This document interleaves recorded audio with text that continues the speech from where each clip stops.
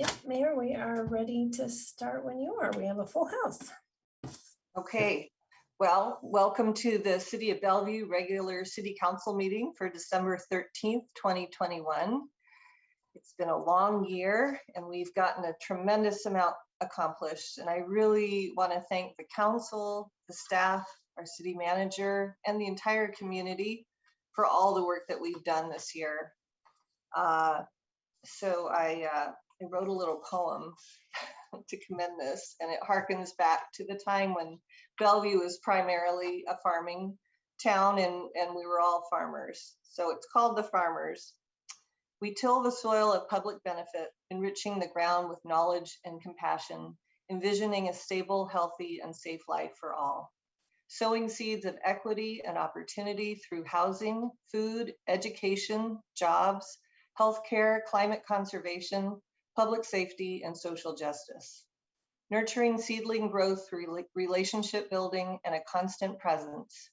We farm not only for a healthy crop today, but for a successful harvest tomorrow.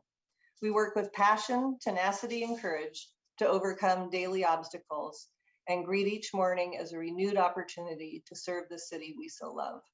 Thank you, everybody, for your great work this year.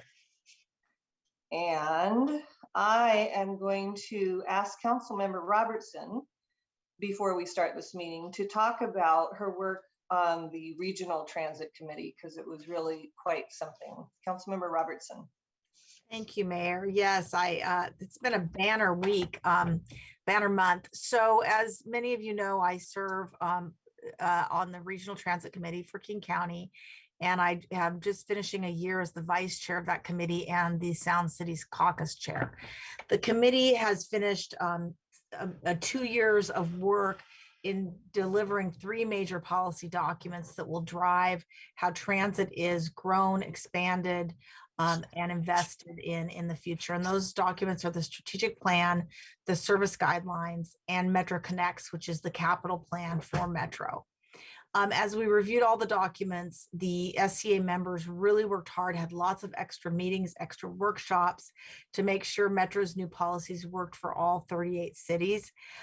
Sound Cities worked to develop amendments, and we collaborated closely with many members of the County Council, with members of the Seattle City Council, with Metro Transit, and with the County Equity Cabinet. This really rich collaboration built a very broad support for the new policy documents, and these they were unanimously approved by the Regional Transit Committee. Then they were unanimously approved by the Mobility and Environment Committee, and last week the documents were unanimously approved by King County Council. Every single amendment that Sound Cities proposed, and I think there was about 11 of them, went through with unanimous support. So I want to just give you a little outline of what these do. The new policies put equity front and center by intentionally targeting transit service to historically marginalized populations. They also significantly increased transparency around Metro decision-making process, so the council and the public have a better understanding of how the transit system will better serve people living in King County. They also help to ensure the network is supporting the county's growing population and job centers like Bellevue, with a new metric to track the transit network alignment and residential and job growth. These are only a few of the improvements that Metro and RTC members made into the policy documents. Also, I want to let you know the SCA caucus was widely acknowledged to have been a key player in creating cohesion and widespread support for the policies.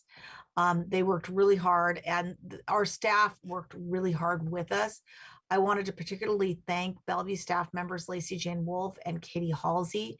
They did incredible work in bringing this all together. The staff met more frequently than even the electeds, and we were meeting a lot during the past few months.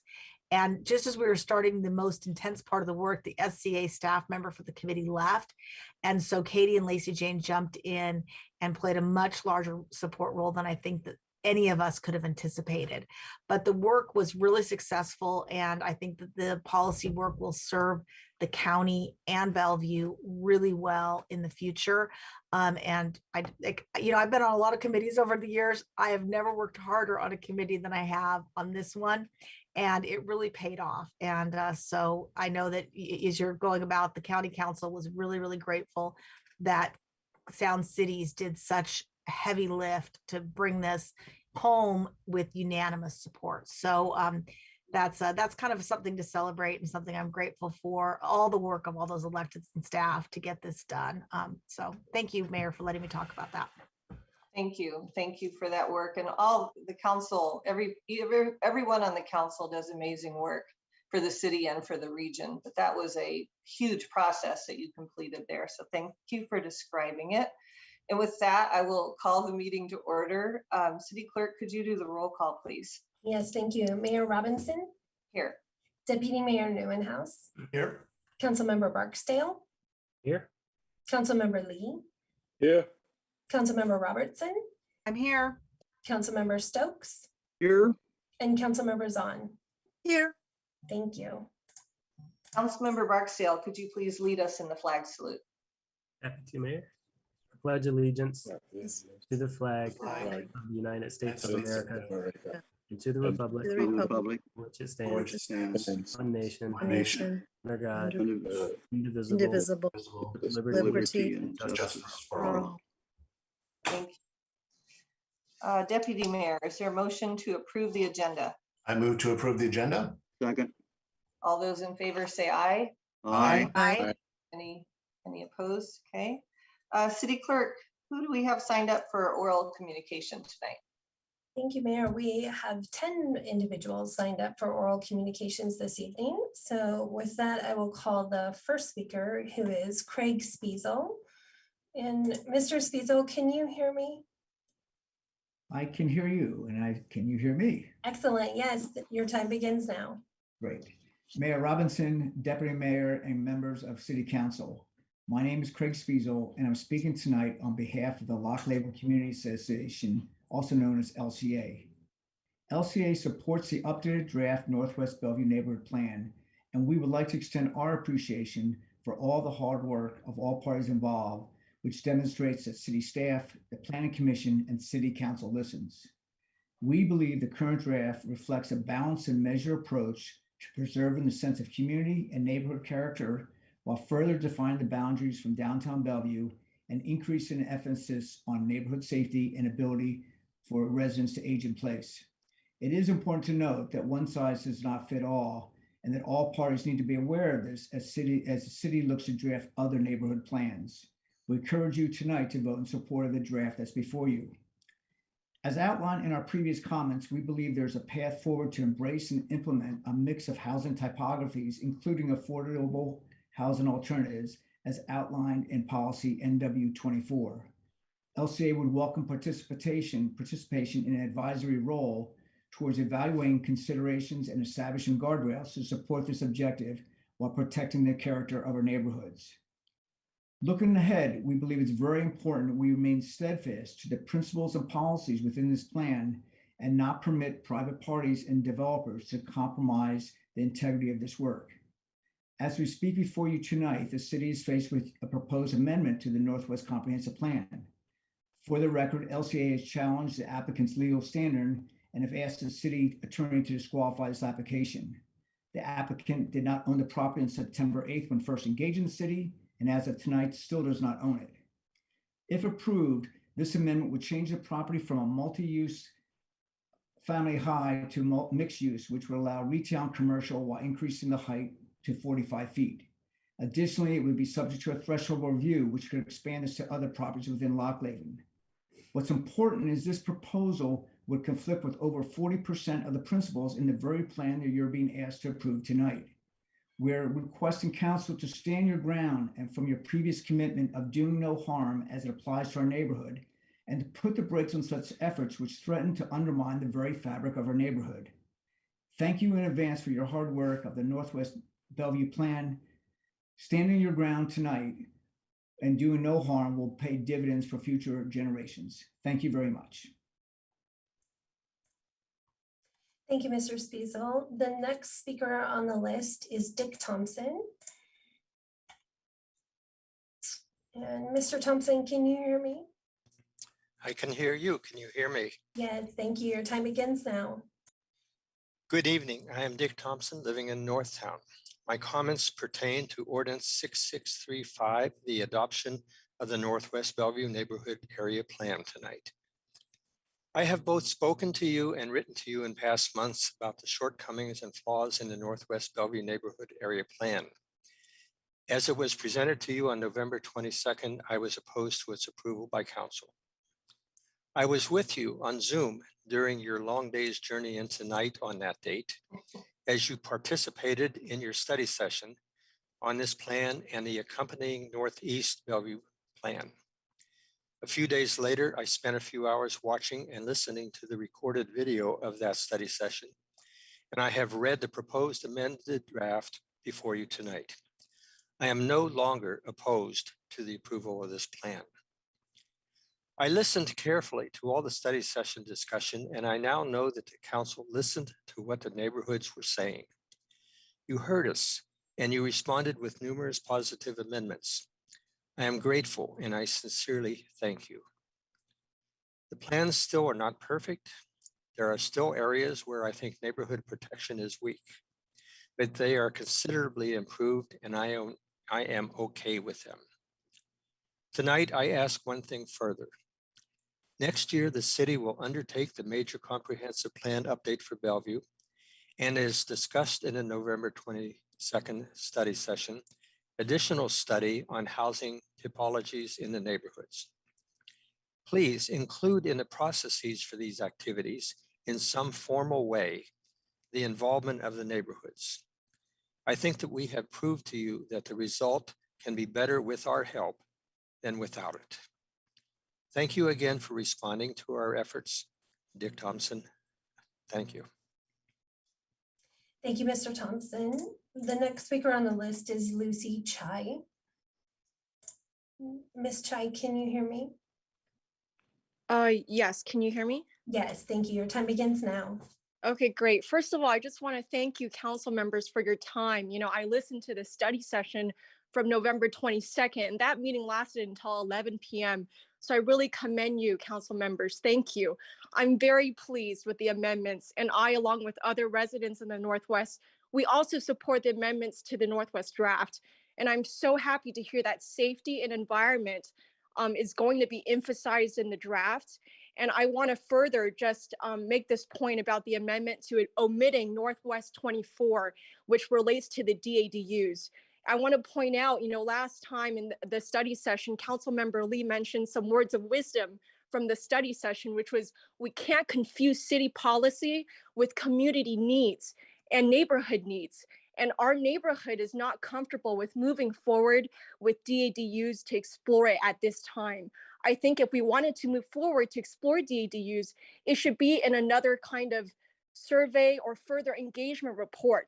The current engagement report shows that there was only 6.7% of people that returned mailers and 0.2% that came to a policy-focused event. It doesn't make sense to move forward with policies with only 0.2% of residents participating. So I would really like to see the staffers continue to commit to accommodating to residents, hearing our voices, but I would really like to see more engagement in moving forward with the other neighborhood plans, more engagement in the surveying, especially when it relates to policies like DADUs. So again, I fully support all these amendments, especially to omit Northwest 24. I just don't think we're ready for that, along with many other neighbors that support this as well. Thank you. Thank you, Ms. Chai. The next speaker on the list is Victor Bishop. Mr. Bishop, can you hear me? Yes, I can hear you. Thank you. Your time begins now. Thank you.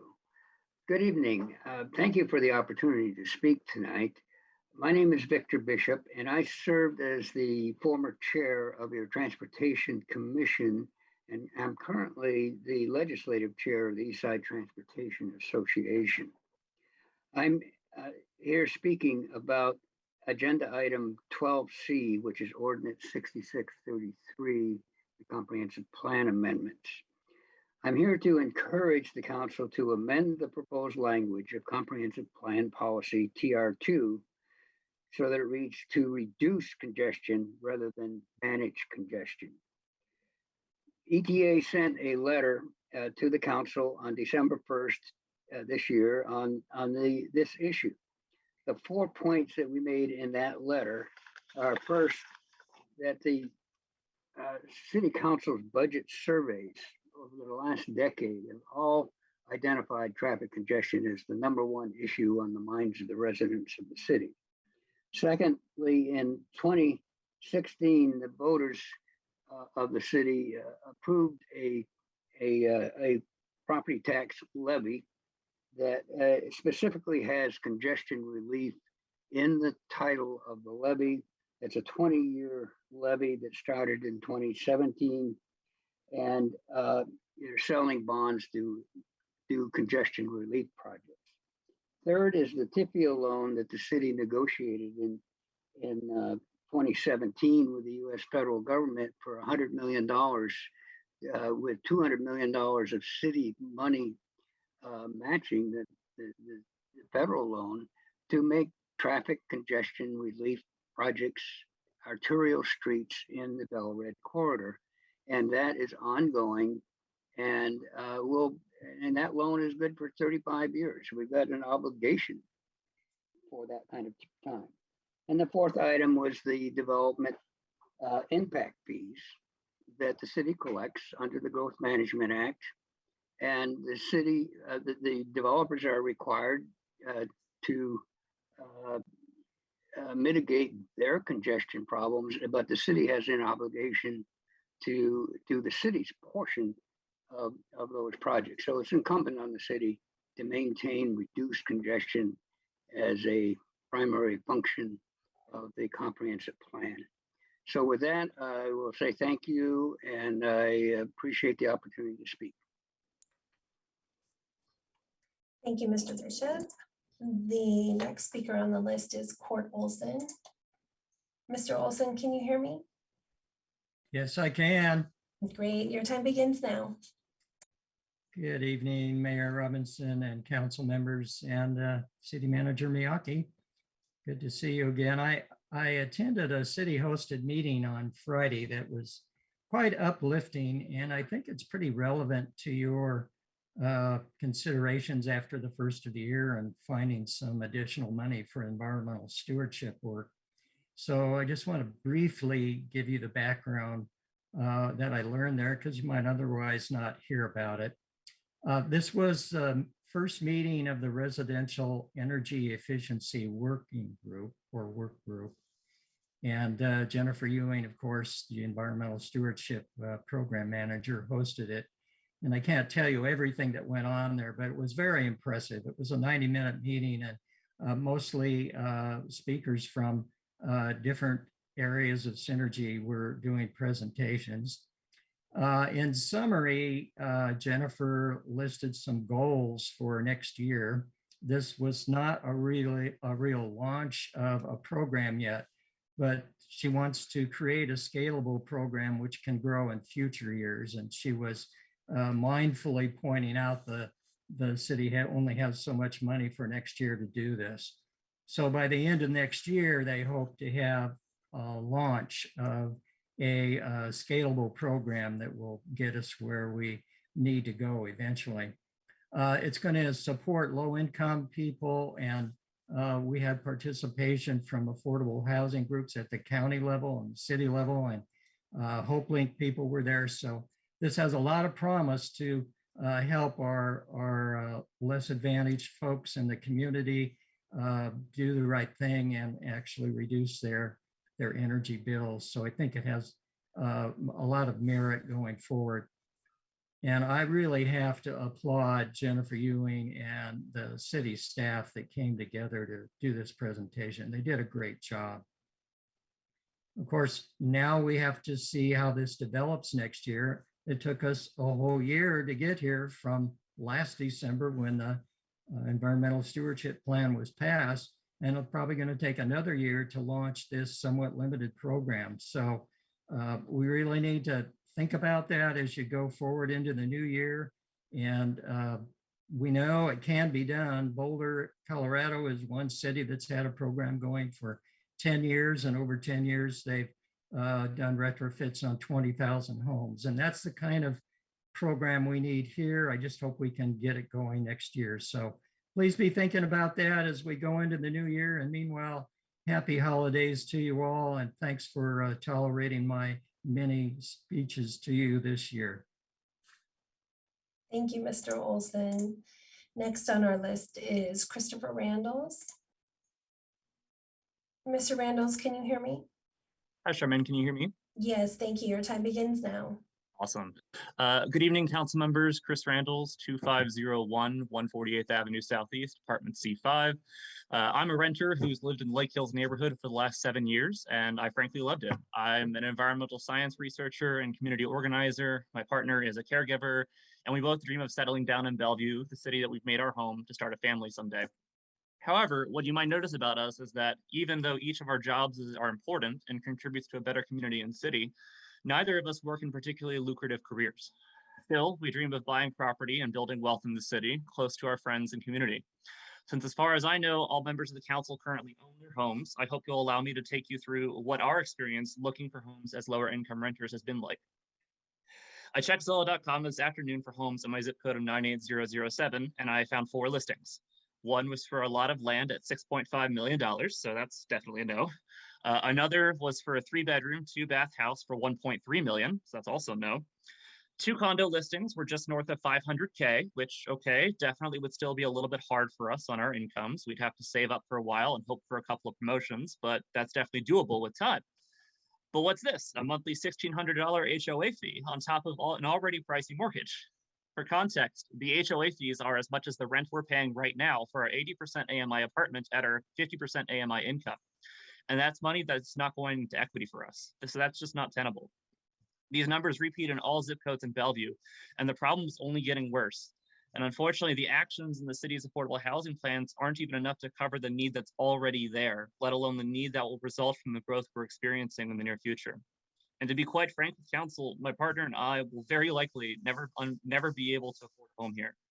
And I'm saying that because I really want that to sink in, because I've had literally dozens of conversations with my millennial and Gen Z cohorts who feel the exact same amount of despair and dejection at ever actually being able to afford property and build wealth in their home communities. And I do say all this not to be overly defeatist, but to remind this body of the power you all have in solving this solvable problem. Our city can and must build not just more housing, but more types of housing. Diverse housing types like DADUs need to be in all areas of the city to ensure equitable impacts. And you can all take actions to make that happen. DADUs are a small step on the way to solving the affordable housing problem, but they're an important one because they enable choice. And that's really the purpose of what DADUs can serve in Bellevue. They enable people to have an additional option as they make the choice about the right housing for their family.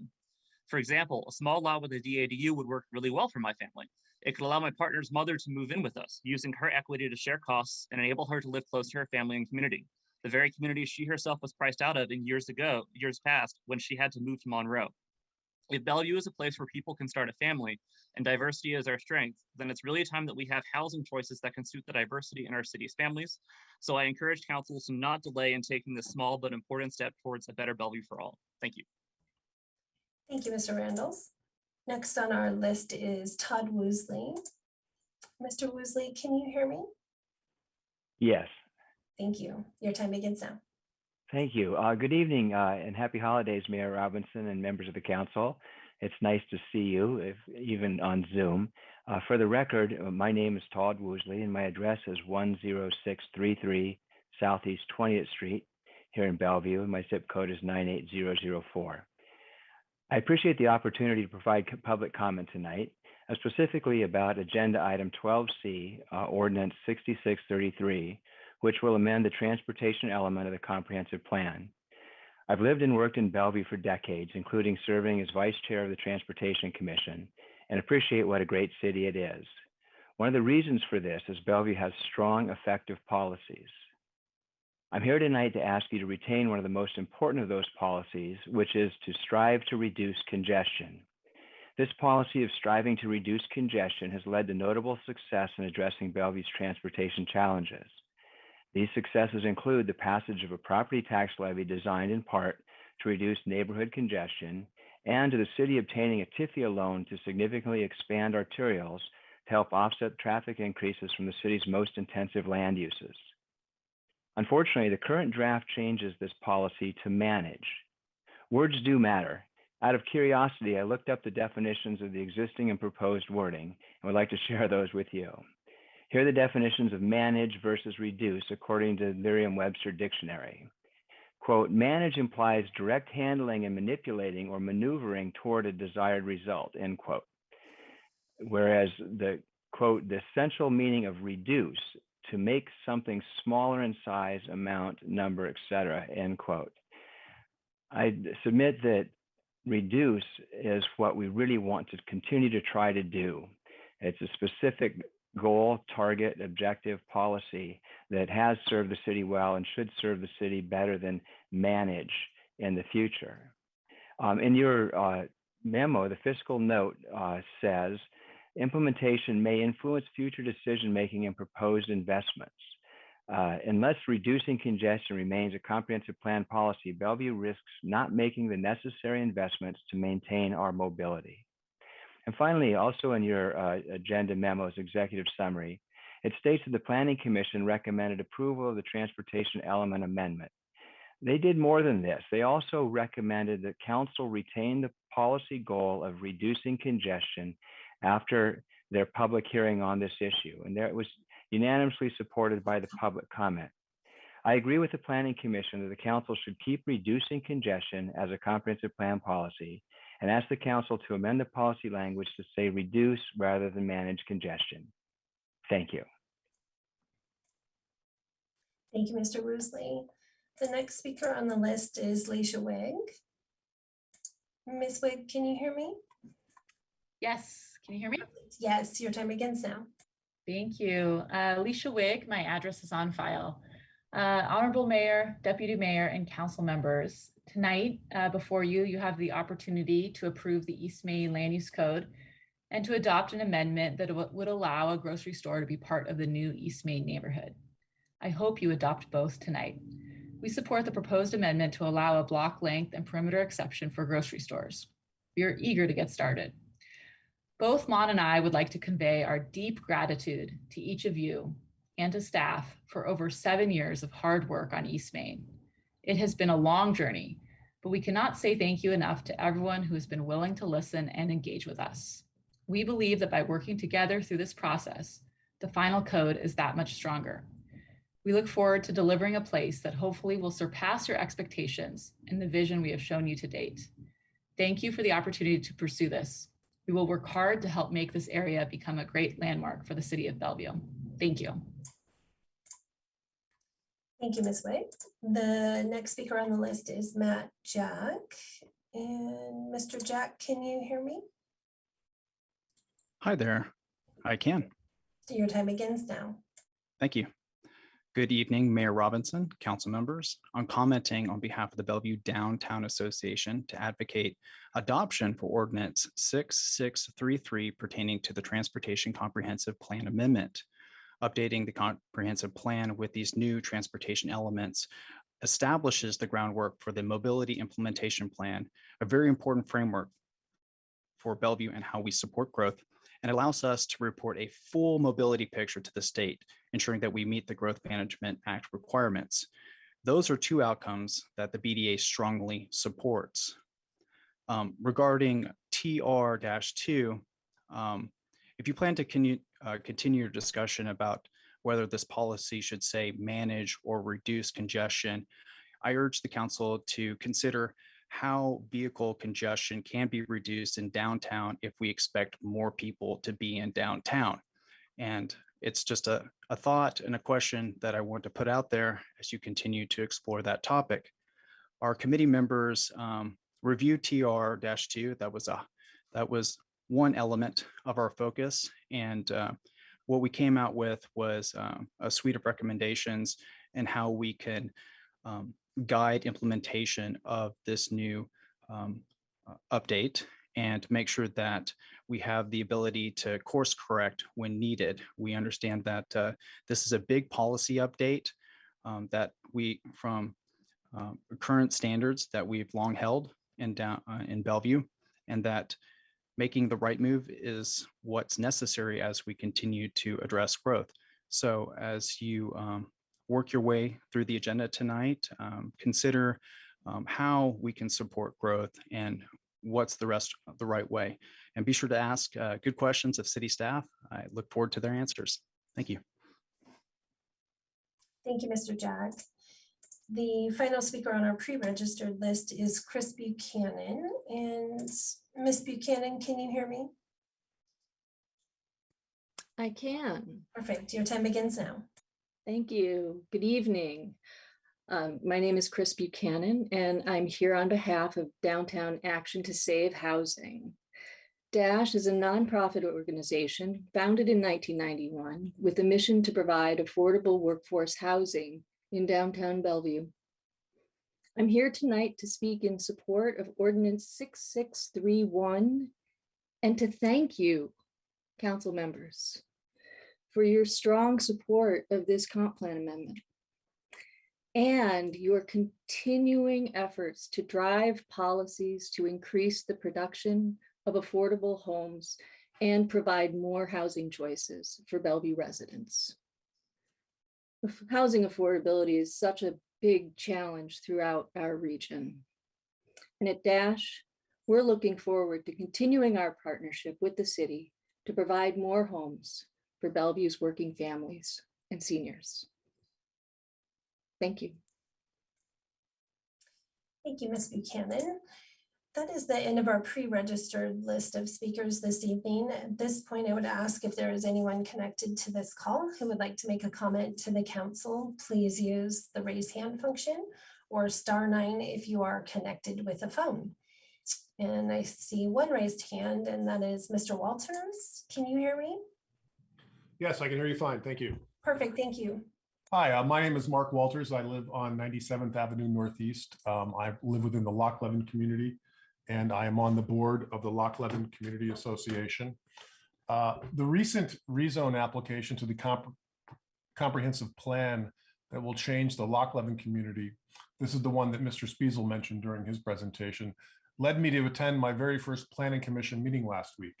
And I just want the council to know that I was greatly impressed by how the Planning Commission members conducted the meeting. And I was especially impressed by how the Planning Commission staff's presentations during the meeting. And I'm new to this, so I'm not going to go much further, but I just want you to know that I want to thank the Planning Commission and the Planning Commission staff for their professionalism, and I look forward to working with them in the future. Thank you. Thank you, Mr. Walters. And Mayor, at that point, this would close oral communications. Okay, thank you very much, everybody. So next we have a report from the city manager. I think we have some good news coming from the city manager, Mr. Miyake. Sure. Thank you, Mayor and council members. And I have two items under the city manager's report that I'd like to report on, both very good news items. The first one is the 2021 Digital Cities Award. And I'm just so pleased to bring this to your attention that for the 5th straight year in a row, the city has received a Digital Cities Award for their creative use of technology. Staff are here tonight to highlight some of the projects that won us this award. So joining us this evening are Saber Schneider, our Chief Information Officer, PJ Rodriguez, Assistant Director within our IT department, and Ezra Wang, a Senior Manager with all three within the Information Technology Department. So with that, I'll go ahead and turn it over to the IT staff.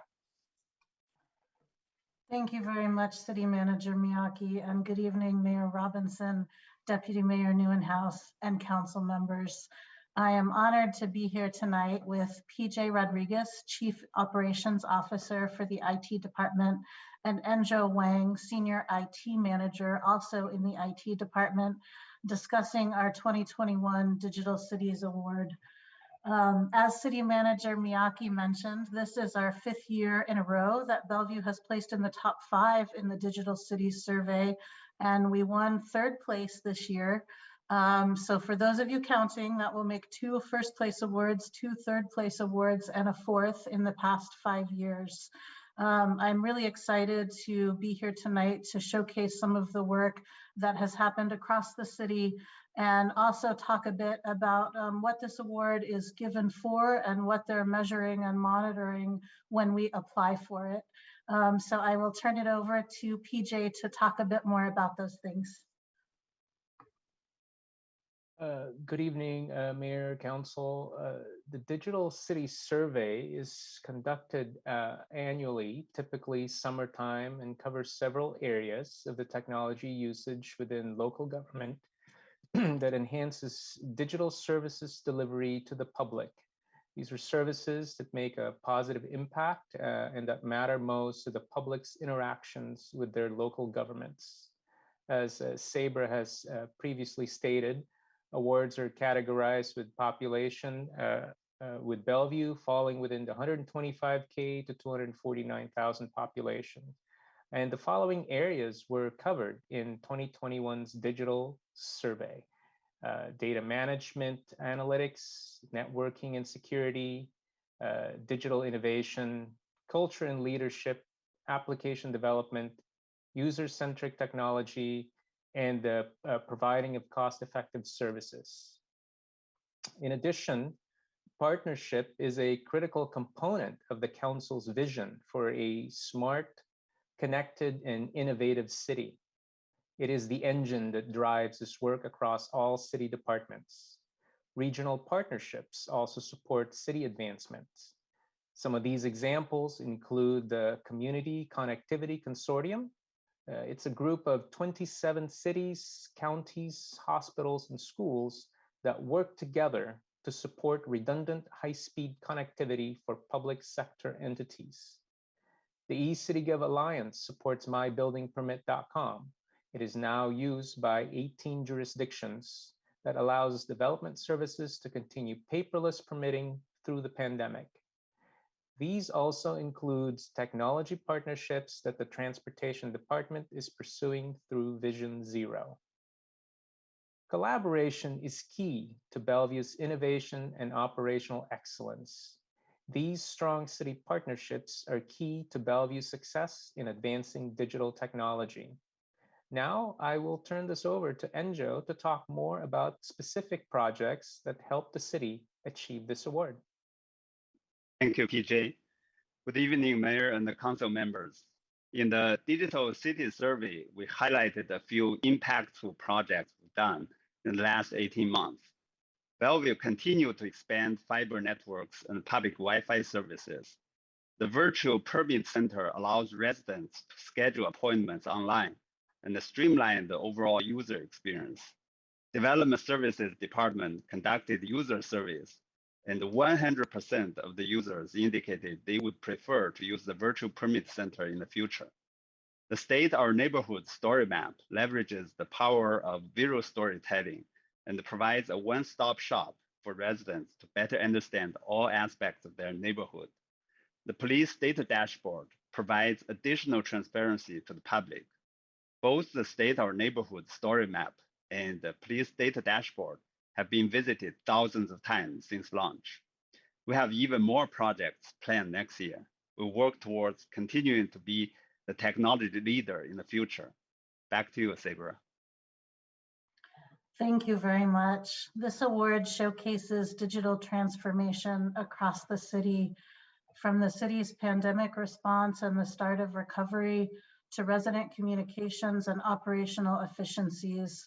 This accomplishment is made possible by the Council's innovative vision, partnerships across the community and the region, and by the many staff across the city who drive this work forward. Thank you for the opportunity to present this award this evening, and I'll turn it back to you, Mayor.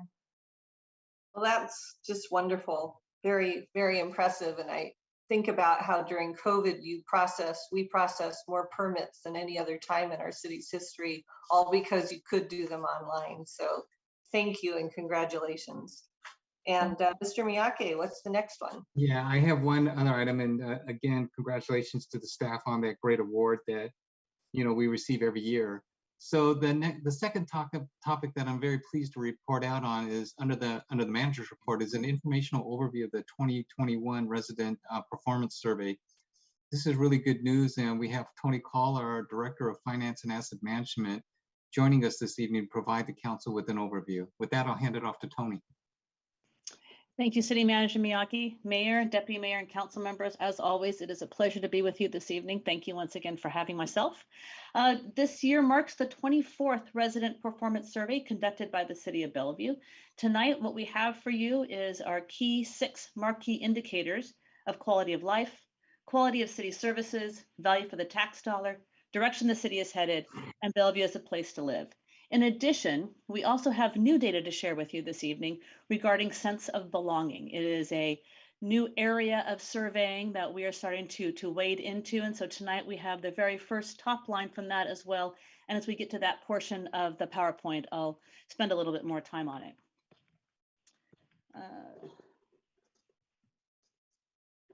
I assume that moved forward for all of you. If it did not, please someone let me know. We had a total of 439 respondents to the survey via internet or phone. And as a reminder, since 2017, the survey has been conducted in 5 languages: English, Chinese, Korean, Russian, and Spanish. And as City Manager Miyake mentioned, this is information only this evening. With that, let's jump straight into the key marquee indicators.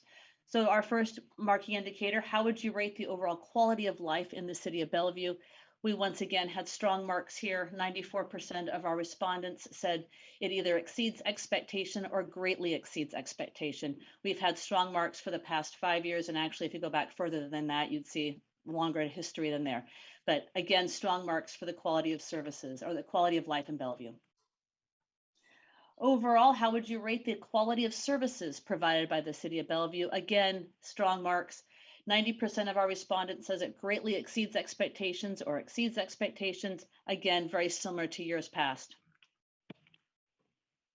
Do you feel you're getting your money's worth for your city tax dollar? 76%, or almost 3 out of 4 folks, are saying they definitely get their money's worth or they're getting their money's worth for their city tax dollar. These numbers are very comparable to what we've seen historically. And when we look at other cities across that do similar type questions, maybe not this exact question, but similar questions, our scores are much higher across the board. So again, City of Bellevue has strong marks here. Direction the city is headed. 76%, which is up a little bit from 2019 and a little bit from 2020, say that we're strongly headed right in the right direction and somewhat right in the right direction. And even though we do see a little bit of uptick in 2021, it's not statistically significant, but it is nice to see a 76 versus a 73 just in general. Towards the bottom of the screen, you can see the most common entries as to why the right direction and why the wrong direction. Why the right direction: city leadership and priorities and growth, strong economy and business climate and a safe community, and improving infrastructures. The numbers you see after the N, where it says N equals, that's the number of times those comments appeared in the answers to the questions. Why the wrong direction? As with all good things, there's always sometimes some negative things as well. Construction and growth are at the top of the list. Cost of living and expenses, city government and crime. Again, strong marks for the City of Bellevue. Bellevue is a place to live. 97% of our respondents said it's a good to an excellent place to live.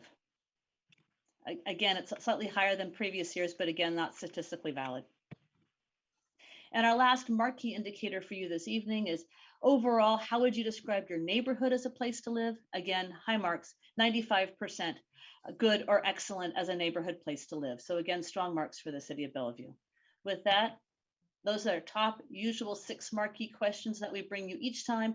We do have some new information for you this evening. It is the first time we've done it in the City of Bellevue, as I mentioned in my opening comments. Therefore, it is baseline data. And it's kind of exciting to be able to present to you some new information.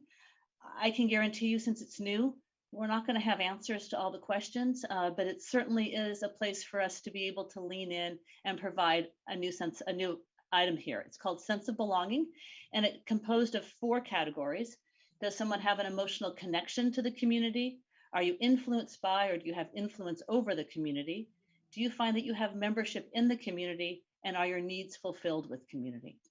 I have a slide for each of those 4 categories following this, but before I head to those 4 slides, the overarching factor that was impacted by all 4 of those categories was age.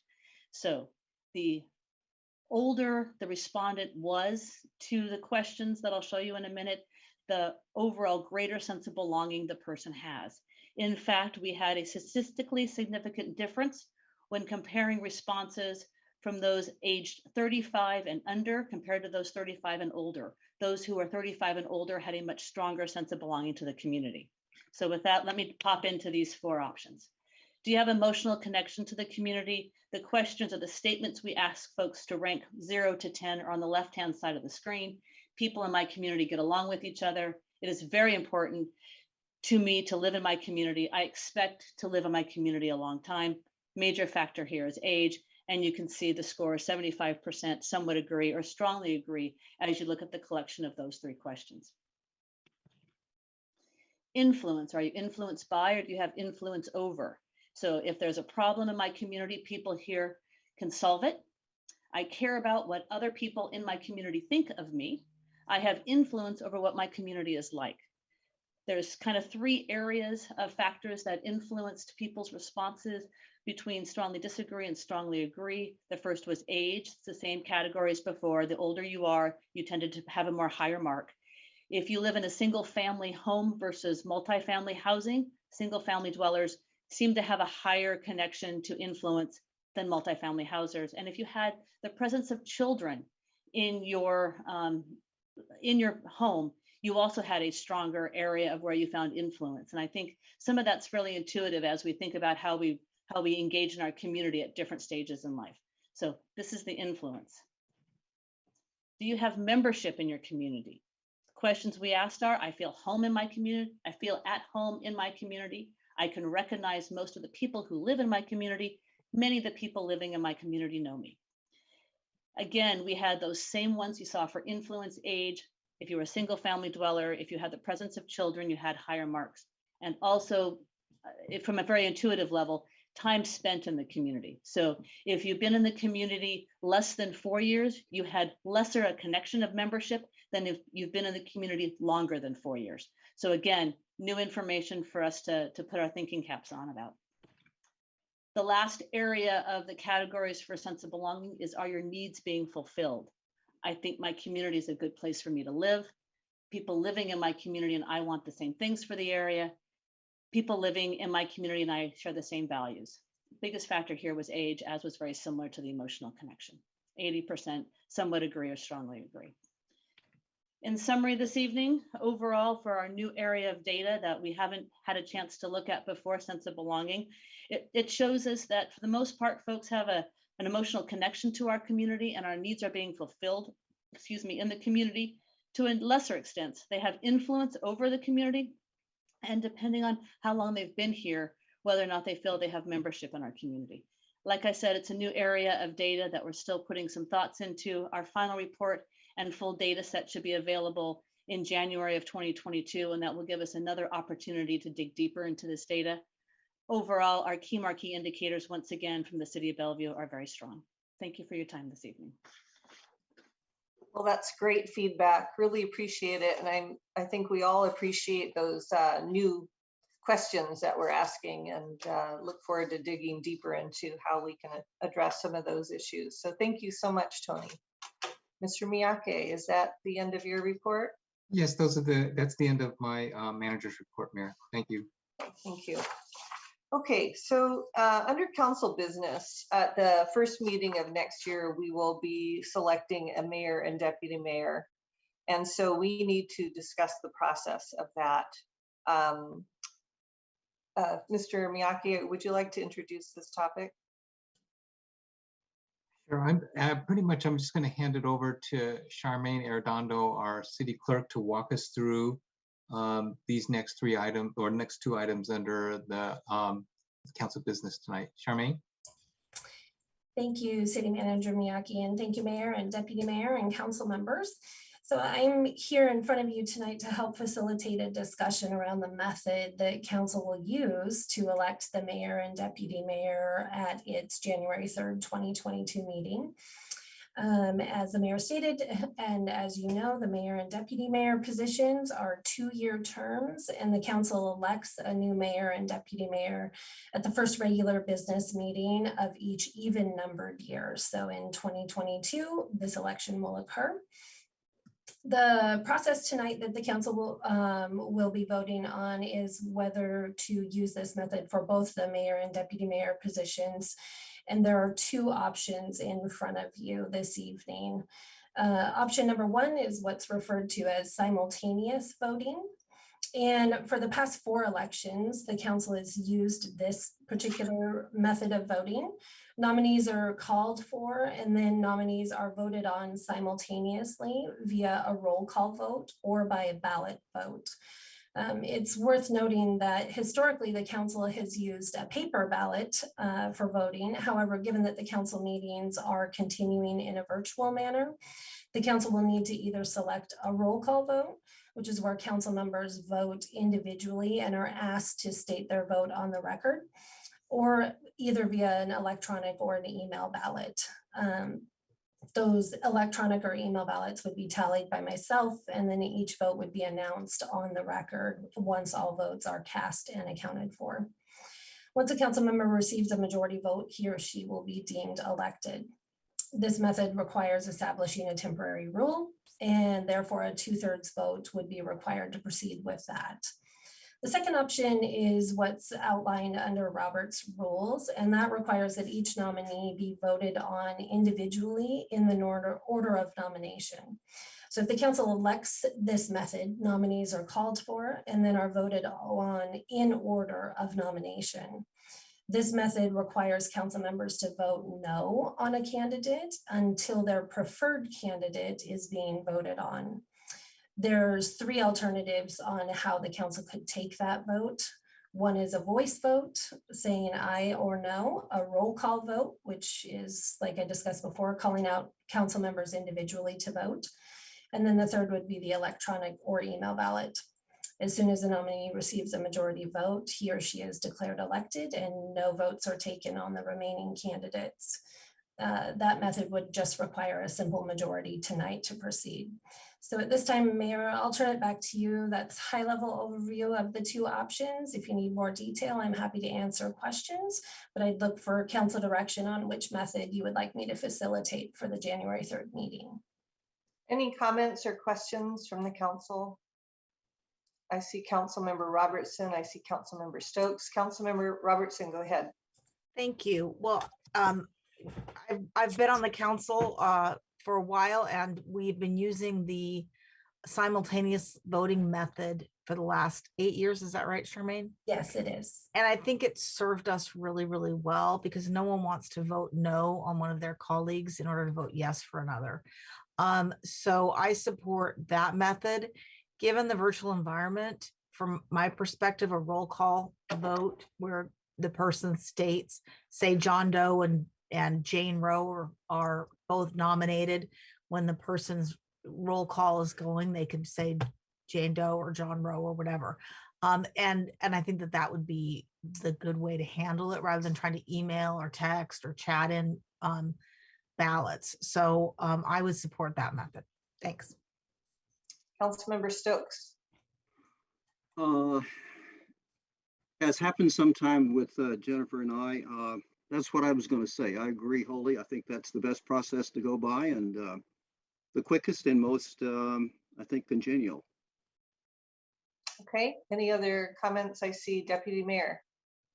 Yeah, I'll just weigh in as well. I thought that option 1, the simultaneous voting, has been working well for us even prior to being on the council. So, and doing it by the roll call vote seems to make the most amount of sense at this time, given the virtual proceedings here via Zoom. So I would be in favor of sticking with option 1. Thank you. Okay. I don't see any other hands up, so why don't we go ahead and take a motion, Deputy Mayor? Certainly, I move to adopt a temporary council rule authorizing to conduct the January 3rd, 2022 elections for mayor and deputy mayor by voting all nominees simultaneously using the roll call method of voting. Second. All those in favor say aye. Aye. Any opposed? Okay, that passes. Charmaine, you want to go on with the next one? Perfect. Thank you, Mayor. So the council has a long-standing practice of designating a member to act as the temporary chair for that January 3rd, 2022 meeting, essentially to open the meeting and preside over the election of the mayor. Once the mayor is elected, the temporary chair turns the gavel over to the mayor, and then the election for the deputy mayor would proceed. The council rules don't specify a process to use to select the temporary chair. However, looking to Robert's rules, we would look for nominations tonight for temporary chair, and then those nominations would be voted on. I'm happy to answer any additional questions if there are any. So first of all, does anybody have any questions about this? Not seeing any. Are there any nominations? Councilmember Stokes. We can't hear you. There you go. Nominate Lynn Robinson. Second. Thank you. Any other nominations? Okay, all those in favor say aye. Aye. Any opposed? All right, thank you. So next on our list, we have a recommendation for an appointment to the Human Services Commission, and Deputy Mayor is the council liaison to Human Services. Would you like to recommend your nomination, Deputy Mayor? Absolutely. Thank you, Mayor. Tonight, I'm asking my colleagues to support in appointing Angela Fan to the Human Services Commission. Angela is a professional child care specialist, and her family have made Bellevue their home over the last 12 years. Angela's diverse background, coupled with her experience serving on the City of Bellevue's Youth Link Board, will make her an excellent commissioner. Currently serving her second term on the board and first year as the adult co-chair. She's also on the Diversity, Equity, and Inclusion Subcommittee on the Youth Link Board, and is also working on a mentorship program with the most at-risk Latinx and Hispanic children at Highland Middle School. Lastly, she recently joined the Bellevue School District PTSA and volunteers for Backpacks for Kids, which helps deliver weekend backpacks to kids throughout the Bellevue School District. I believe her experience serving our youth, as well as being in a military family, will help bring a unique perspective that would benefit the Human Services Commission. And with that, I'd be happy to make a motion. I second. Okay, we'll take that as a motion. Any questions or comments? Yeah, I moved because I am liaison to the Youth Link Board, so I know her very well. She definitely, is my choice. Okay, good to know. All those in favor say aye. Aye. Aye. Any opposed? Great, thank you. Welcome, Angela. Very good. Last, before we take a break, is the consent calendar. Is there a motion to approve? I move to approve the consent calendar. Second. All those in favor say aye. Aye. Any opposed? Okay, we're just going to take a 5-minute break. We'll come back at 7:06.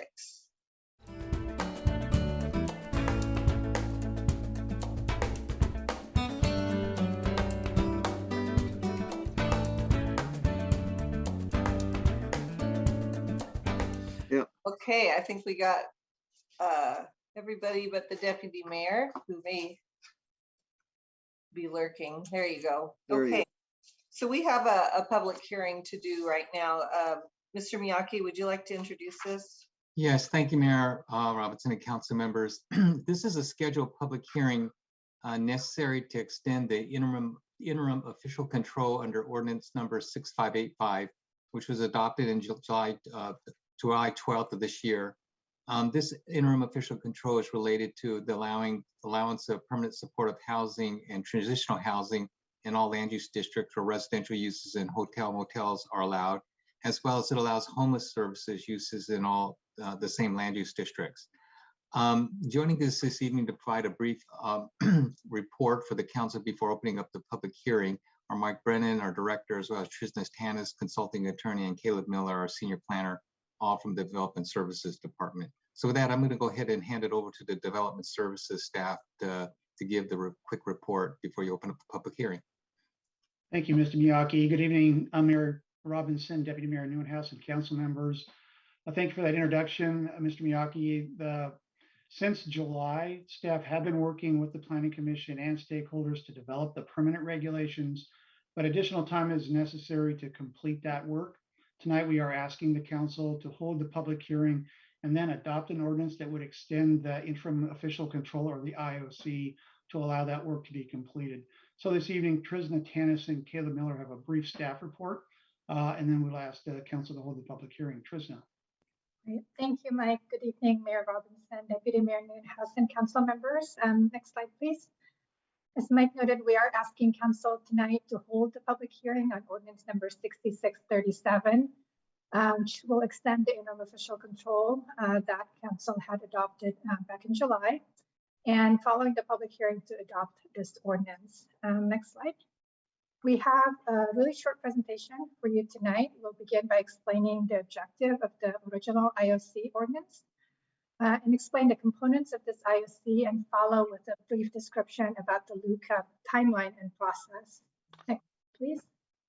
So in the past legislative session, just as a reminder, the state legislature did pass and the governor signed into law House Bill 1220. It became effective on July 25th. In essence, this bill requires cities to allow permanent supportive housing and transitional housing in all land use districts where residential and hotels and motels uses are allowed, and emergency housing and emergency shelter in all land use districts where hotels and motels are allowed. The IOC that council adopted on July 12th was really designed to quickly and narrowly bring the city's regulations into immediate compliance with these new state mandates. And as part of that adoption, council, I'm sure, recalls, council did direct staff to develop the permanent LUCA, which has been developed over this past number of months. We are in the middle of processing this LUCA with the Planning Commission, but do need a bit more time to fully complete our effort with the Planning Commission. So with that, next slide, please. I am going to turn the presentation over to Caleb Miller for the rest of the staff report. Caleb? Great. Thank you, Trisna, and good evening, Mayor, Deputy Mayor, and council members. So next, here's an overview of the 4 types of housing described under House Bill 1220. The 2 on the left, permanent supportive housing and transitional housing, are both intended for longer-term occupancy and are typically paired with more comprehensive wraparound services. In the case of permanent supportive housing, these services are meant for the resident to maintain their tenancy for either an indefinite period of time or just permanently. And then transitional housing, on the other hand, is intended to eventually transition the residents into a more independent living arrangement. Per state law, this transition period is up to 2 years. On the right are the typically shorter term interventions. These may either provide more basic services addressing immediate needs, but they can also connect people to more comprehensive services offline. For emergency housing, the duration of stay can vary widely from a few days to a few months, but it is mainly intended to act as a transition between homelessness and a more stable living situations, such as those seen on the left. Emergency shelter is really short term, with stays typically under 24 hours, and again, have more basic services such as food, clothing, hygiene, etc. As we'll get into a little bit more later, both of the uses on the right are consistent with the existing definitions for homeless services uses in the land use code. And so that's how they've been organized for the IOC. And so next are the specific amendments included in the interim official control, and these can be arranged into 2 major categories. The first category are the amendments to the land use tables in the code. Consistent with House Bill 1220, the IOC inserts a note where residential or hotel and motel uses are shown, which states that permanent supportive housing and transitional housing are both allowed in all districts where those uses, where hotels and motels and residential uses are allowed, subject to any applicable requirements and approvals for those uses. Additionally, the tables were amended to allow homeless services uses in all districts where hotels and motels only are allowed. This affects the neighborhood mixed use and office limited business open space districts. I'll just note that no other changes to homeless services uses regulations were included in the IOC. These are still subject to conditional use permit approval, as well as other additional supplemental submittal requirements and others specific for that use. The other category of amendments is related to the definitions for homeless services uses, which I noted the emergency housing and shelter definitions were both consistent with what was under the land use code for homeless services uses. So the IOC just includes references to those two uses as they're referred to in the RCW and House Bill 1220. Next is just a quick overview of the IOC and LUCA process. If extended tonight, the IOC will expire on July 12th of 2022 and may be extended again if necessary, provided another public hearing is held. Once the permanent regulations are adopted under the LUCA process, those will replace the IOC. And finally, the Planning Commission at their December 8th meeting last week directed staff to bring the LUCA to a public hearing in front of them. This will take place in January, and following that, assuming no other Planning Commission work is needed, the LUCA will advance to the City Council and EBCC for their review afterward. Staff anticipate this process to be completed by around April of next year, but again, additional time may be needed, and we have until July of 2022 for the IOC. And so to wrap it up, staff are seeking council action to hold the public hearing on ordinance number 6637, and following the public hearing, adopt the ordinance. And I will pass it back to the mayor. Okay, thank you very much. So this is basically a temporary ordinance that will bring us into compliance with state law until we're able to adopt the permanent ordinance. So we're going to, sometimes we do a public hearing and we just leave it at that, but tonight we're actually going to ask for a vote on this after the public hearing. So I ask that we have a motion to open the public hearing. I move to open the public hearing. Second. All those in favor say aye. Aye. Aye. Any opposed? Okay, City Clerk, do you have anybody signed up to speak? Thank you, Mayor. There are no pre-registered speakers for the public hearing this evening. So at this time, I would ask if there is anyone connected to this meeting who would like to make a comment during this public hearing. Please use the raise hand function or *9 if you're connected with a phone. Mayor, I do not see any hands. All right, thank you. Can I have a motion to close the public hearing, please? I move to close the public hearing. Second. All those in favor say aye. Aye. Any opposed? Okay, so are there any questions or comments? If not, we'll just move to a vote to extend this. Is there a motion, please? Yes, Mayor, I move to adopt ordinance 6637, extending the interim official control adopted by ordinance number 6585, which amended sections of the land use code to allow permanent supportive housing and transitional housing in all land use districts where residential uses and/or hotels and motels are allowed, and to allow homeless services uses in all land use districts where hotels and motels are allowed. Second. All those in favor say aye. Aye. Any opposed? Great, thank you very much. Okay, we're on to our study session items. I'm excited to see the first one. So Mr. Miyake, would you like to introduce that first one? First and only one?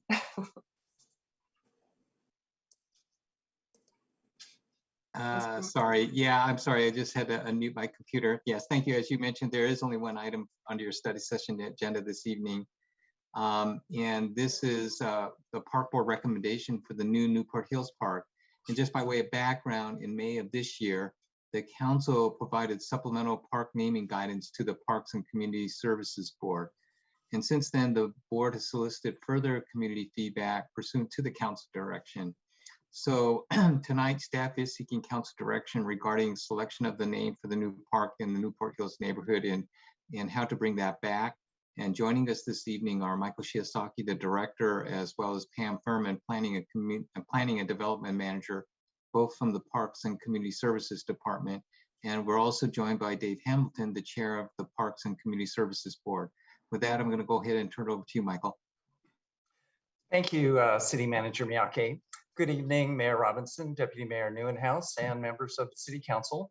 I'm Michael Shiosaki, and tonight we return regarding a name for the new park in the Newport Hills neighborhood. And I'm going to ask Pam Furman to pull up that PowerPoint. Thank you, Pam.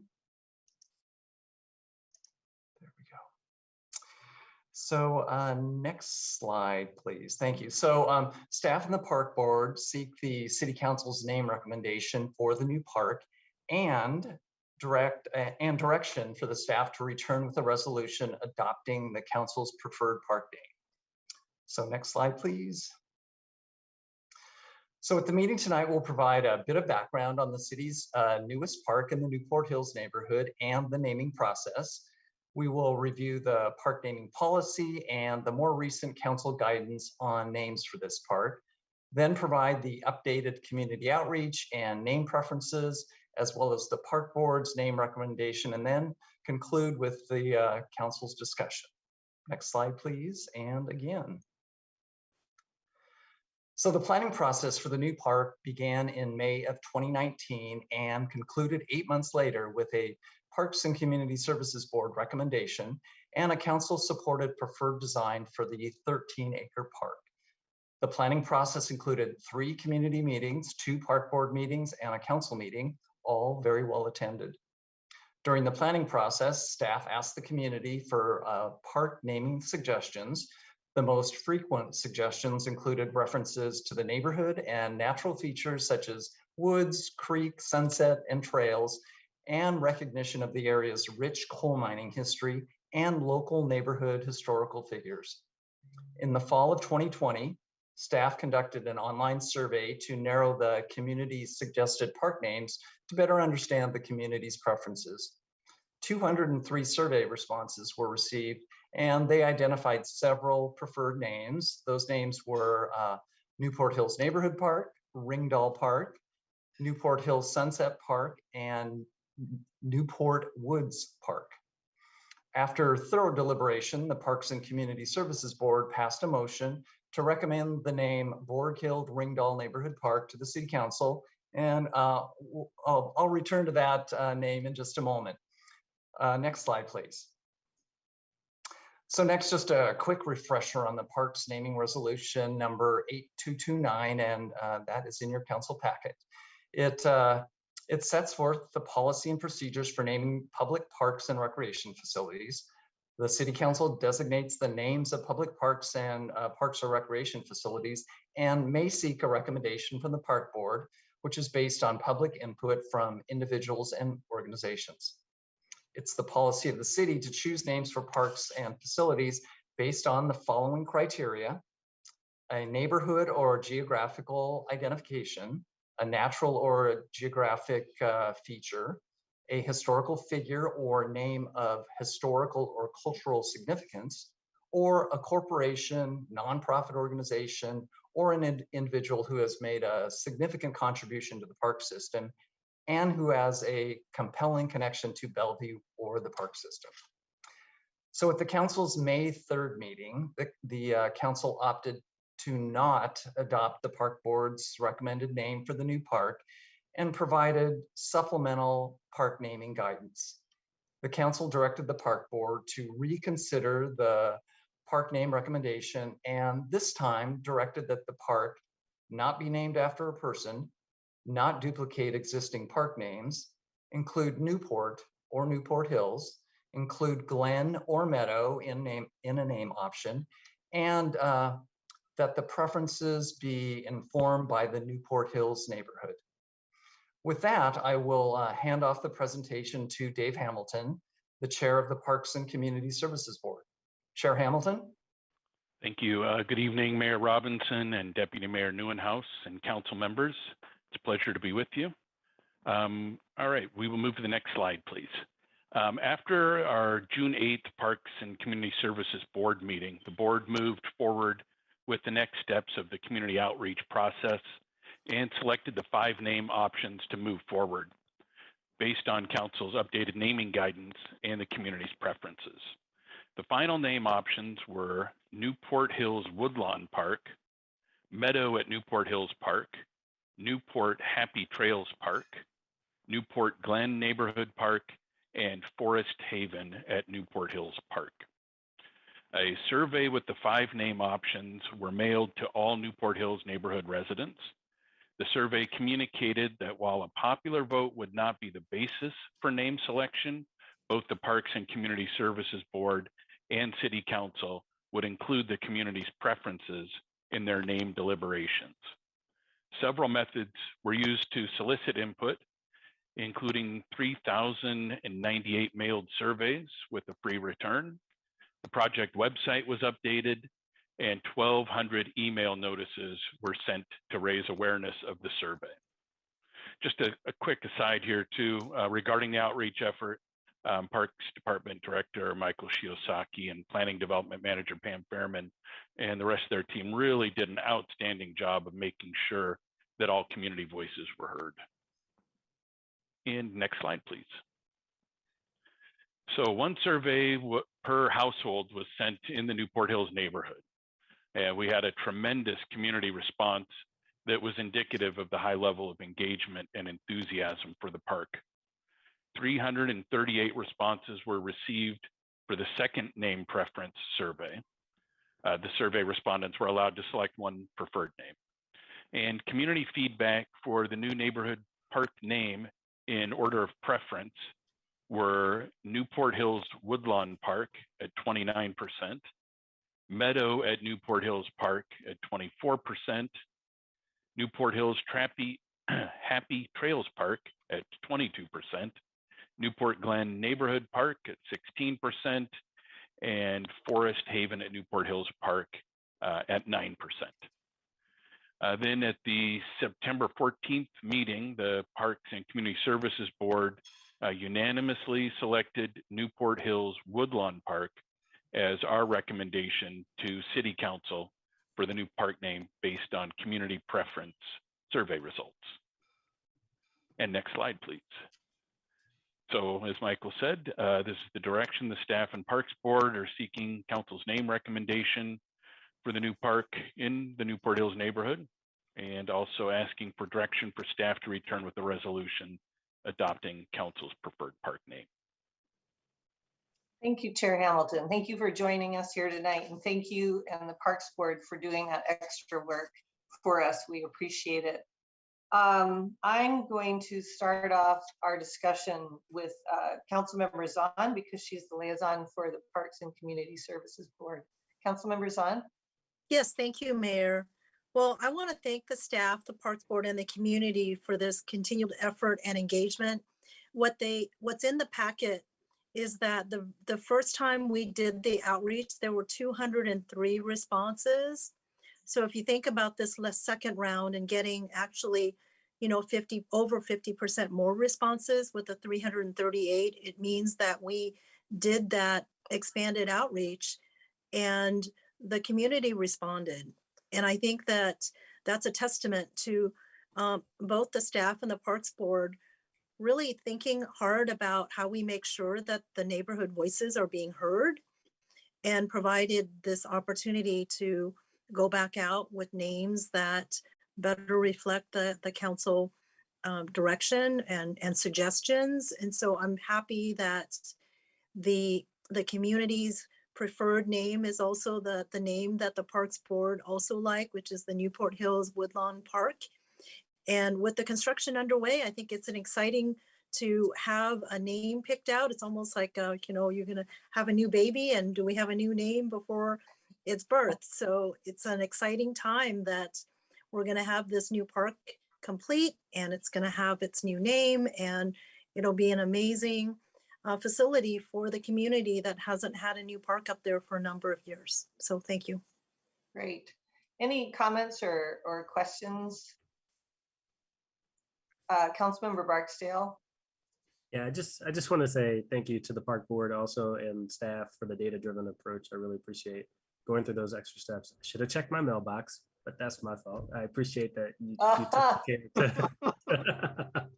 to get it to everybody in the neighborhood. So thank you. Okay, any other? Okay, Councilmember Lee. I would like to also add on the compliment to the staff and to the Parks Board. You can tell by the number of people who increased, almost double actually, from 200 something to 390. That's a tremendous increase. And that's one. But most importantly, it's great to have a park there in Newport Hills. That's a great addition, and they need one. They deserve one for a long time. And this is a nice addition. So thank you. Great. I'll say that if I did my math right, that there were 98 people who wanted the Newport Woodlawn Hills New Woodlawn Park and 81 who chose the second one. So, you know, that's a pretty significant difference. I'm all for the top choice. Any other comments or questions? If not, I'll take a motion from Deputy Mayor. Oh, Councilmember Stokes. Yeah. I just wanted to say, as a former member of the Parks Board and along with Mayor Robinson, this is continuation of the great work it does, and really pleased with the outcome. I think it's the most melodious and kind of fits the Newport Hills area, so it's great. Thank you. Okay, Deputy Mayor. Yes, Mayor, I move to direct staff to return with a resolution for council consideration and action at a future meeting with the name Newport Hills Woodlawn Park as recommended by the Parks Board. Second. All those in favor say aye. Aye. Any opposed? Great. Good work, everybody. Really appreciate it. Okay, now we are on to other ordinances, resolutions, and motions. Mr. Miyake. So good evening, Mayor Robinson and council members. We have two major topics under the other ordinances and resolutions this evening. One is the comprehensive plan amendments, and the second is the East Main Land Use Code Amendment. Starting off with items 12A through 12F, they represent the 5 comprehensive plan amendments which council discussed in October as well as in November, and gave direction to staff to return for final adoption this evening. At the November meeting, a series of amendments were raised with respect to the neighborhood plans, and more recently, there has been some discussion regarding a possible amendment to the Transportation Comp Plan Amendment. So joining us this evening are Emil King, Assistant Director, Tara Johnson, Comprehensive Planning Manager, and Elizabeth Durrett, Senior Planner, to present the 5 comprehensive plan ordinances for your consideration, as well as any proposed amendments. With that, I'm going to go ahead and turn over to Emil King to kick off the presentation. Mr. Miyake, I'm going to just say something in advance of this. This is going to, as we start out, seem confusing, but we're going to stop and look at exactly what we're voting on, take a vote, move on to the next one. So just hang in there. We'll get through this. It will get more clear as we go through. Okay, go ahead, Emil. Thank you for the introduction, City Manager Miyake, and good evening, Mayor, Deputy Mayor, Council, and members of the public viewing tonight. We'll be using this presentation to facilitate adoption of ordinances 6631 through 6636, pausing for discussion and action on each ordinance. This year's batch of amendments are noteworthy and really show the range of issues housed in the comprehensive plan. They include a site-specific amendment to property on Northeast 8th Street in Wilburton for affordable housing, multimodal concurrency policies that speak to mobility options in the city, and the first 2 plans to come out of the neighborhood area planning program. In concluding my opening remarks, I just want to say there's been a lot of great work put into these amendments, and we're really looking forward to final action tonight. I'd like to now hand things over to Tara, Elizabeth, and Kevin to continue with the staff presentation. Thank you, Emil. Good evening, Mayor Robinson, Deputy Mayor Nguyen House, council members. So we have a number of staff here that are going to be part of the presentation, so we're going to tag team a little bit, but as both the Mayor and Emil have indicated, we're going to pause through the presentation after each proposed amendment and wait for council questions, and then following that, council action. So a little bit of an overview. As you know, we came before City Council earlier this year, first to establish the 2021 work program, and then following that, moving forward with the final review process for both city-initiated amendments and then the one privately initiated amendment. Per our comprehensive plan, there's certain final review criteria that the Planning Commission reviews each of the amendments against, and we made that presentation with our Planning Commission chair, both in October and November with City Council. So you heard directly from Planning Commission what their deliberations and discussions entailed. This evening, we're before you to and requesting that council take final action on 5 separate ordinances, which I'll be walking through shortly, as well as 1 general ordinance which adopts the 2021 annual comprehensive plan amendment. So that's just a little bit about our structure for this evening. So as I said, we have 5 amendments that are part of the 2021 comprehensive plan amendment work program. We're going to walk through each one sequentially, and as we said earlier, pause for council questions and action. The first amendment is a privately initiated amendment, which you heard some public testimony about, Dash, Glendale, and Evergreen Court. It went through our 2-step process, a threshold review earlier this year, and then final review. It's a map amendment on 2 parcels that approximate 7.5 acres. The proposal is to go from multifamily medium to neighborhood mixed use with the intent of accommodating additional density on site to provide for affordable housing.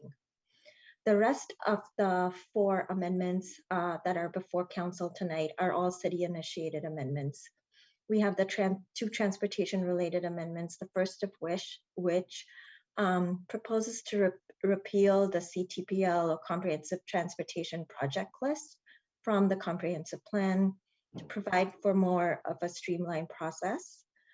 The next transportation amendment amends the transportation element of the comprehensive plan and adds policies in support of multimodal concurrency. Council spent some time in October discussing policy language surrounding these amendments. And then the last 2 amendments are in support of adopting neighborhood area plans for Northeast and Northwest Bellevue. The City Council spent some time with staff in November. We presented all the policies to City Council, and the Council provided feedback on several amendments based on community feedback and Planning Commission discussion. So with that, I'm going to walk through the first amendment, which is, of course, the privately initiated amendment. And to provide some context for where it's located, these are the 2 subject parcels that are part of the land use designation change or requested change to go from multifamily medium to neighborhood mixed use. They're located in the Wilburton Northeast 8th Street sub area, and were part of this year's process. So with that, I'm going to pause and see if council has any questions in advance of action on ordinance 6631. Okay, thank you. So this is our 3rd touch on this. Any comments or questions? If not, I'll take a motion to adopt this. I move to adopt ordinance number 6631 and the Dash Glendale and Evergreen Court Amendment. Second. All those in favor say aye. Aye. Aye. Any opposed? Great. There's our first one done. 4 to go. Now I'm going to turn things over to transportation staff to walk us through the next amendment. Thank you, Tara. Good evening, everyone. This is Kevin McDonald, planner in the Transportation Department.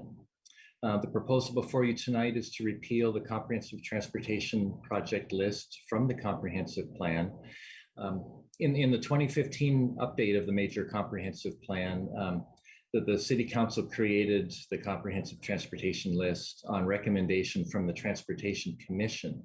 And that list consolidated all of the separate projects that were scattered throughout the comprehensive plan in sub-area plans and separate modal plans. The comprehensive plan, we found out since that time to amend it takes an amendment to the comprehensive plan, whether a new policy or a new project is to be added or a project that is completed is taken off the list. So staff recommends repealing the comprehensive transportation plan in this ordinance, and instead using the transportation improvement program to be the single inventory of planned transportation projects for the city. one of the reasons the TIP is a really good vehicle for moving forward on transportation projects is that by law and by ordinance, the city adopts the transportation improvement program every year so that changes can be made based on planning efforts that have occurred during the prior year. Thank you. Okay, thank you for the presentation, Kevin. Sorry, just a minute while I change my screen here. Are there any comments or questions? I see council members on. Yeah, thank you, Mayor. I actually would absolutely endorse this adoption, having been on the Transportation Commission where we had to go through that laborious project list. Actually streamlining and pointing to the TIP makes so much sense. So really excited to support this. Great. Any other comments or questions? If not, I'll ask for a motion. Certainly, Mayor, I move to adopt ordinance 6632, adopting the comprehensive transportation project list comprehensive plan amendment, which repeals the project list from volume 2 of the comprehensive plan pursuant to the Growth Management Act. Second. All those in favor say aye. Aye. Any opposed? Councilmember Lee, I didn't hear your vote. Yes. Okay, perfect. All right, and nobody opposed, so good. Now, got 2 out of 5. Move on to 6633, please. Thank you, Mayor. This is Kevin again. The proposal before you tonight is a recommendation from both the Planning Commission and the Transportation Commission with regard to policies in the comprehensive plan in the transportation element that specifically express the intent to move towards a multimodal approach to concurrency. There are a number of policies in the transportation element that currently describe the city's approach to concurrency, which is exclusively a vehicle-only approach to discussing mobility within the city. The Transportation Commission spent many months looking at the existing policies, made a recommendation to repeal some of those that were outdated, to amend the existing policy language to more fully embrace the notion of multimodal concurrency. The Commission recommended to add 1 goal and 2 new policies, and to accompany that policy work, explanatory narrative is amended in the comprehensive plan as well. And in October 25th, when staff brought these policy recommendations to the council, the council had a discussion about one particular policy, TR2, which was the subject of a couple public comments earlier in the evening.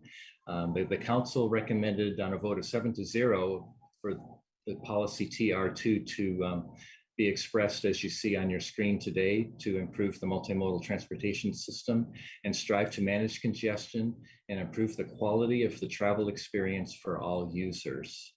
And Tara, we seek an ordinance to adopt the multimodal policies. Okay, thank you very much. Are there any comments or questions? Deputy Mayor. Thank you, Mayor. Yeah, after hearing from different community members, businesses, et cetera, I wanted to bring back up the issue of the change to the TR2 language for my colleagues.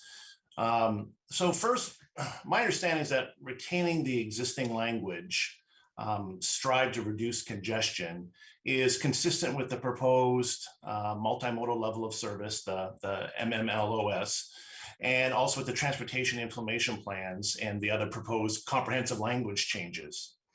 Additionally, the council's biannual budget surveys, I think this was mentioned previously as well by maybe one of our speakers during oral communications.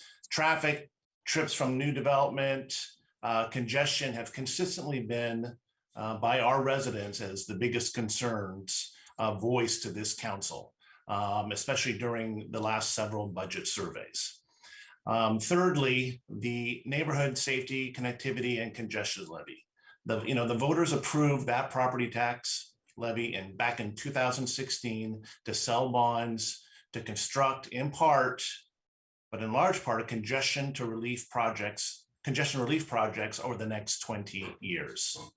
And then also mentioned by one of our speakers this evening was it was a TIFIA loan.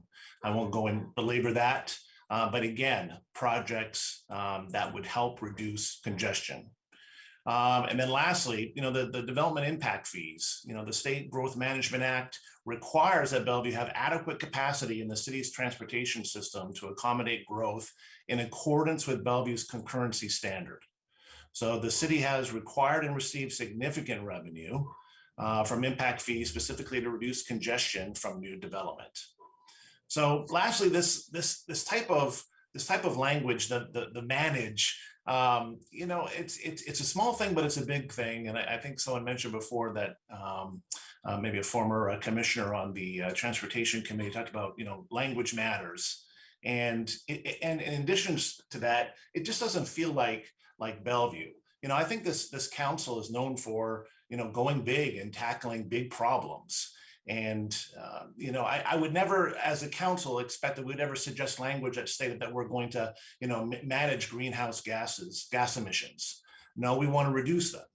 We would never suggest language that said we want to manage affordable housing. No, we want to increase the number of affordable housing units in our community.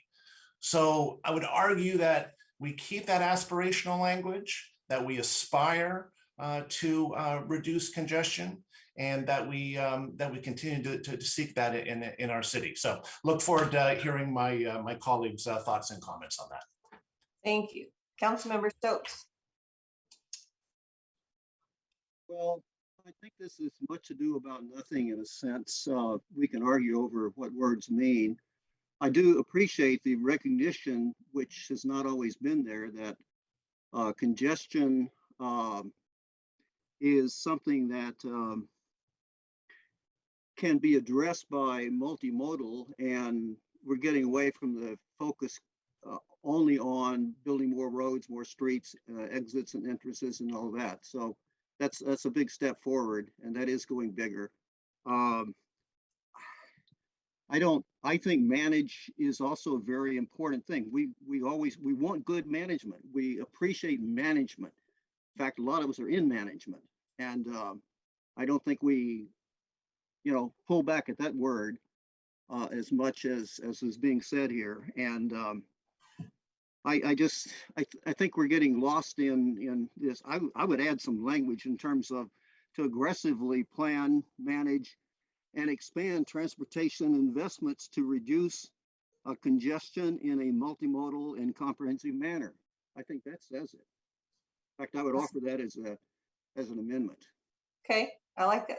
Councilmember Zahn, followed by Councilmember Lee. Yes, thank you, Mayor. I was reading the packet, and I believe that actually earlier in the packet on page 4, we have amendments for the multimodal concurrency policy that I believe already addresses what we're talking about. So under mobility options, in the second sentence, words were added that talks about will address vehicle congestion. So the full sentence says transportation system investments will address vehicle congestion and will build projects for all mode types that will incorporate design for safety, accessibility, connectivity, and preservation of neighborhood character. So I would just say that I don't believe any other changes are needed, because both the managed congestion in the TR2, as well as this sentence in mobility options where will address vehicle congestion, is actually one of the words that are added in this section. So okay, that's my recommendation. Councilmember Lee, followed by Councilmember Robertson. Thank you. I don't want to repeat everything Deputy Mayor has said, but I just want to bring some of my own experience, in transportation. I started Transportation Commission, became council members. I've always been interested, involved with it. And I've been liaison to the commission, and I knew the people, the members have come through, the commissioners, and I believe the staff as well, historically. And I think we all recognize transportation congestion is what we are always concerned about. We want to address, and which is the solution we want to come up with. We want to reduce it. Let's be focused. Language, words means a lot. I'm no lawyer, but I know the lawyers believe that is very important, especially if we have now confusion. I appreciate what Councilmember Zhang was talking about. And if it's confusion, let's be clear, because we are making policies for the long term. And we heard a lot about, the farmer commission members and so on, and other transportation interest groups and experts. And why not make it clear? And it doesn't hurt it. I think we heard absolutely. We wanted to be more efficient how we do it. That's why we adopted the previous ordinance. Make it straightforward. Don't get all confused. And so this one, another thing is we have to be looking for funding from elsewhere. We know the federal government is coming up with lots of money for infrastructure. And if we are not clear ourselves, if we have confusions, people are not going to know what we're looking at. We don't have time to explain. We got to be able to be clear, straight to the point. So I don't see any harm in saying reduce conditions. That's what you mean, say it. I'm glad that there's other places that cover multimodal. We believe that's the case. So let's say we want to use multimodal methods to reduce congestion, but the reduction, the word's got to be there. Okay, so I support that, and I strongly think that there's no downside except just for clarification, for voicing, articulating what we believe in. Thank you. Thank you. Councilmember Robertson. Thank you. So, this is a tough one because I think that no matter what this says, we're going to keep implementing the neighborhood transportation levy, which has a congestion reduction. We're going to keep spending impact fees on expanded capacity because legally we're required to do so. We have to spend them on expanding capacity. And we're going to continue to try to serve the growth that we know is coming faster than we ever expected by making our transportation system get more throughput, be more efficient, and work better for all users. But I'm supportive of doing the reduce because congestion isn't just about SOVs. It's about the bus getting stuck in the road, stuck in the traffic. It's about people not being able to cross the street because of what's happening on the street. It's about bikes maybe not having places to go as more and more bike commuters come to downtown. So I know we're gonna do all this, and I think that aspirational is good. And so I would support making that modest change. Also, sometimes when I come down to these hard decisions where, the language may or may not really matter, but it matters so much to some people. I think about what the advisors, AKA our boards and commissions who grappled with this, have said. And the Transportation Commission was very much on the fence about this. Planning Commission supported putting the reduced congestion back in there. And so while I'm balancing it, knowing that we're going to continue to work on getting more throughput and getting more congestion, the Planning Commission recommended that we put it in there. If in doubt, I'm going to try to swing with what we've had public comment about and what our boards and commissions have said. So I'm supportive. If Deputy Mayor makes a motion to change that word, I will vote yes. Thank you. Did you want to comment on Councilmember Stokes? I didn't capture exactly what Councilmember Stokes. Can you tell me exactly what your change was? It was kind of fast. And I would be happy to comment on it. I just didn't catch it. I apologize. Yeah. Well, I think one of the problems with this is just a couple of words, and they don't really by themselves mean a lot to most people. And I frankly don't think our argument here is going to make any change in this. But I don't think just what was your reducing amendment? blah, blah, blah. sorry, transportation, I said something about to strive to manage transportation investments to reduce congestion in a multimodal and comprehensive manner. Yeah, Something more that would be specific great. What we're achieving. Yeah, I would be supportive of that, especially if we continue to have and improve the quality of travel experience for all users at the end. Yes. That seems to capture it. I think that Right. captures what Deputy Mayor is saying, captures what you're saying, pushes them together. We get a stronger. Say it policy. again, Councilmember Stokes. To aggressively plan, manage, and expand transportation investments to reduce congestion in a multimodal and comprehensive manner. And strive to, and improve the quality of strive travel to. experience for all users. Yes, right.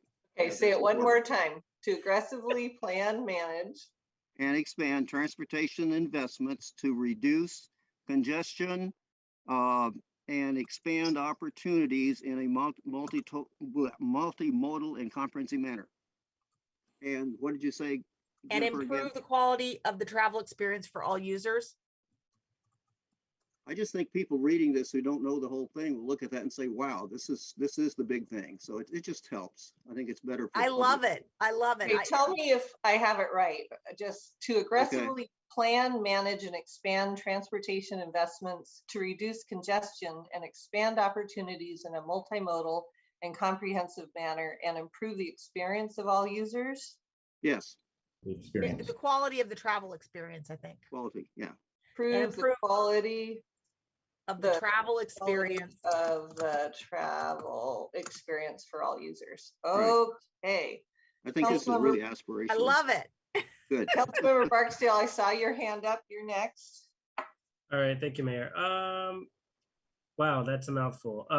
I guess I would say a concern that I have with having reduced congestion is from a measure perspective, it really focuses or indexes staff on reducing congestion instead of really focusing on multimodal transportation. And so I'm gonna say something that I think people having options, transportation options, will help with reducing congestion. And so if we, instead of saying reduce congestion, why not put the emphasis on where we should go big, and that's the multimodal transportation, the work on providing multimodal transportation options. So I would say either keeping it as is, or even, I would be fine with taking it out, honestly, because unless we're going to call out each mode, so reduce What's your congestion. comment on Councilmember Stokes' proposal here? That's a mouthful. I would maybe suggest simplifying it, but I guess I'm saying, I guess I don't know what reduce congestion means in this context, if that makes sense. Sorry, Councilman. You want to ask staff a specific question about the impacts of what is being proposed? And I will read it again. To aggressively plan, manage, and expand transportation investments to reduce congestion and expand opportunities in a multimodal and comprehensive manner and improve the quality of the travel experience for all users, or I should be for all users. So that is what's kind of on the table. And do you want to ask staff about that, or do you want to propose something different? I would like to ask staff about that versus keeping it, the impact of that versus keeping it as it is. Hi, everybody. This is Andrew Singalakis, the Transportation Director. We recommended manage congestion just because we were questioning whether or not it's possible to reduce congestion within a growing city. However, it's an aspirational policy. The multimodal concurrency is going to come back to you as an ordinance, and you'll be able to act on it then, along with the mobility implementation plan. And if you use the word congestion, or reducing congestion or managing it, it really doesn't make a difference on the ground, because what will actually implement the ordinances or implement the policies are the ordinances that are going to be forthcoming in the mobility implementation plan as well, which will be seeing both of those next year. Andrew, did you have a comment on what Councilmember Stokes proposed? You know, it's aspirational and it's fine. It would work. It wouldn't result in any changes for the ordinances moving forward. And we did check with the city attorney's office as well, just with regard to the word reduce, and it wouldn't make that difference. Okay, well, I'll take a turn here commenting and then we'll go back around. I like Councilmember Stokes' proposal. I think it strikes a balance. I'm very concerned about losing primary focus of the transportation levy that we propose to taxpayers. So I think we need to keep reducing congestion in there. I think, you know, it is hard to manage with an increasing population, but when I look at our neighborhoods and I see when we don't manage transportation, how the cut through traffic increases and causes congestion in small streets that just aren't designed to handle that much traffic. I do think we need to reduce congestion in certain areas and manage it in others. So I think Councilmember Stokes' proposal hits it right for me. So I would like to support that. Deputy Mayor? Thank you, Mayor. Yeah, I was going to echo your comments, and I'm happy to support Councilmember Stokes' amendment as well. Okay, Councilmember Lee, did you have your hand up again? Yeah, I do. I have my hand up for quite a while now. Yeah, and I'm no lawyer, but I've been working with a lot of lawyers as a council member and still surrounded by quite a few. Why don't we get right to it? I think the Councilmember Stokes had a good proposal. But let's get right to it. Don't need to say manage or this and that. Just get down to it. Reduce congestion through multimodal system, including everything you want to name. You know, that would give everybody fair, equal chance and get to the point. So you're changing his? Yeah, don't need to manage, don't need to do this and that. When we want to reduce something, we do whatever we want to, we can. The staff already said they would do what they have to do. Here's what I'm going to ask. I'm going to ask that since Councilmember Stokes put his amendment out there, that we take a vote. And if we have a majority support of it, we'll move forward with adopting the ordinance with that change on it. And if we don't, then we'll go back to discussion to find out how we can agree on this. So I will read it one more time. To aggressively plan, manage, and expand transportation investments to reduce congestion and expand opportunities in a multimodal and comprehensive manner and improve the quality of the travel experience for all users. Second. Okay. So everyone in favor? Hold on. I would propose an amendment, friendly amendment. I'm going to ask why that you not? Not do it that way. Well, and I'm going to listen. I'm like going to listen to Charmaine and ask that you please be quiet. Absolutely. Okay, Charmaine, what do you want to say?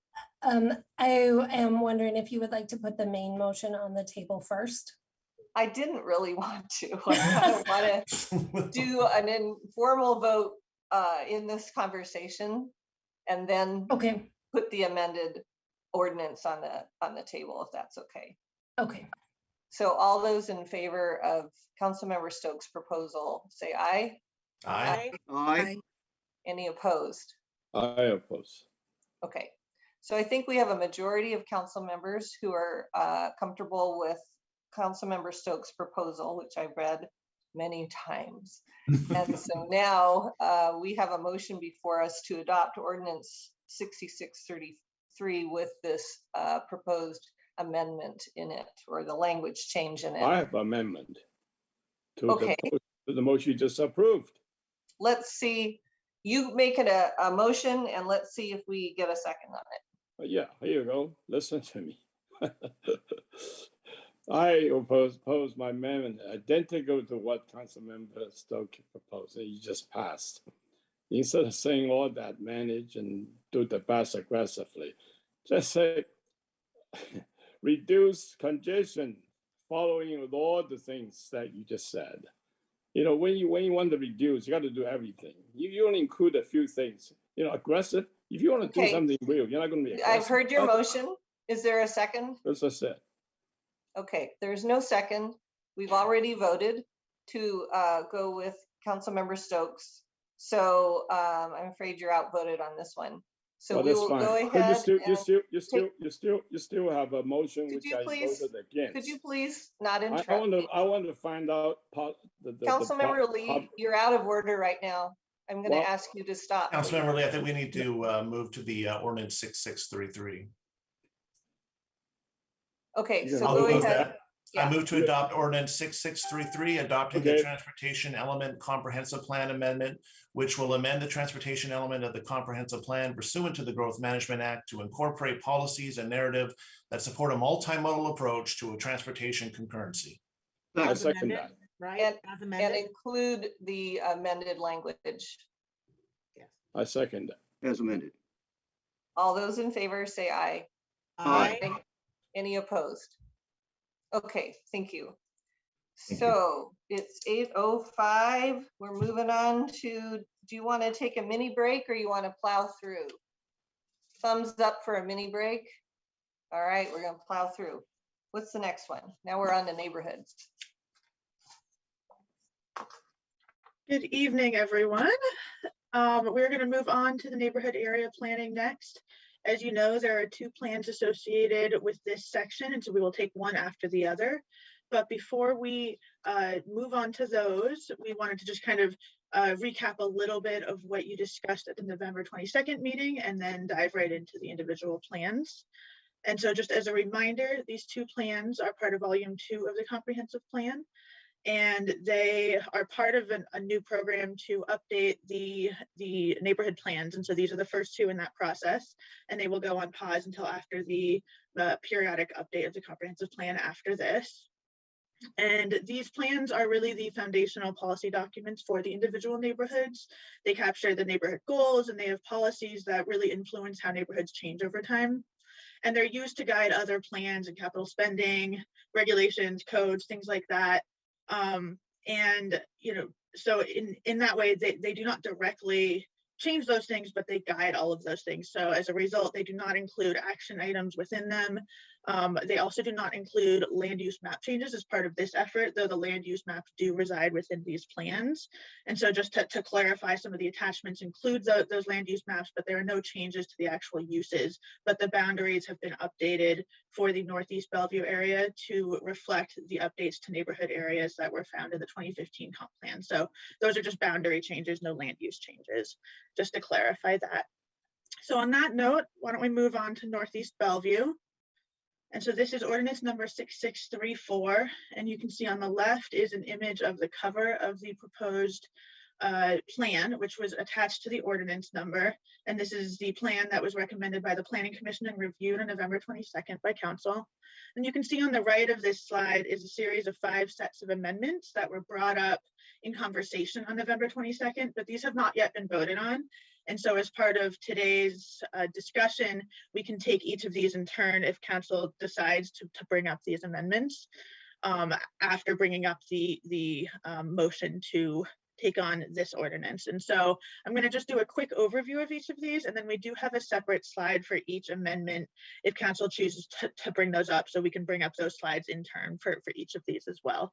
So for the first one, there is additional language to one of the policies that deals with the mitigation of development impacts. This is in response to some comments and discussion from the 22nd. For the second set, there is a new policy regarding safety, and then there's also narrative to support that policy. The third set of amendments deals with the detached accessory dwelling units, or DADUs. And for this one's a little bit more complicated because there were actually 2 separate amendments that were discussed on the 22nd. And so staff have kind of compiled both of those, and you cannot adopt both of them because they sort of contradict one another. And so it would be one or the other or neither. And so we'll walk through what those look like specifically, but we do want to be clear that both of these amendments deal with kind of removing the specific language around DADUs, and then it's just kind of done in slightly different ways. And that really whether either of these amendments are taken up or whether the current language is retained, there is flexibility for council to give direction on work on DADUs in the future in a number of different ways. And so really that flexibility is retained with the existing language or with either of these amendments. It's really just a matter of how council would like it to be written into the policies themselves. And we can go into more detail on those when you see the actual language, but the second one in particular adds a new policy that is similar to the one in the Northwest plan that really has a broader statement about having a mix of housing typologies. And so the idea that was discussed on the 22nd for that was that, uses like the ADUs are kind of included in that mix of housing typologies implicitly, so therefore do not need to be brought out in a separate amendment. So that's the most complicated of these in item number 3. The last two we can go through pretty quickly as well here. So item number 4 was an amendment that was brought forward to bring 3 policies that were in the Northwest plan that address aging in place within your neighborhood into this plan. And so those are also on that slide when we get to that point. And then the last item is adding the following narrative into the plan, and it reads: Northeast Bellevue residents value having a clean and healthy environment. So with that, I can hand it back over to the mayor. We, for this item, would need to take on an initial motion for the ordinance, and then each of these amendments would be taken on in turn. So thank you. Right. Okay, so we have we're going to go to each one. Excuse me, there's 5. So is there a motion to adopt ordinance 6634? Certainly, Mayor, there is. Let me just pull that up, 664. I move to adopt ordinance 6634, adopting the Northeast Bellevue Neighborhood Area Plan Comprehensive Plan Amendment pursuant to the Growth Management Act. Second.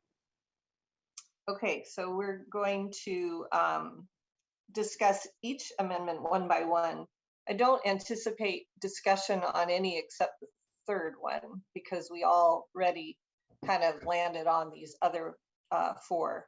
But we'll look at them again and vote on them. So the first one I think is on the next slide. I have a question. Okay, just a minute, please. So here is the first amendment, and you can see what's been added to it.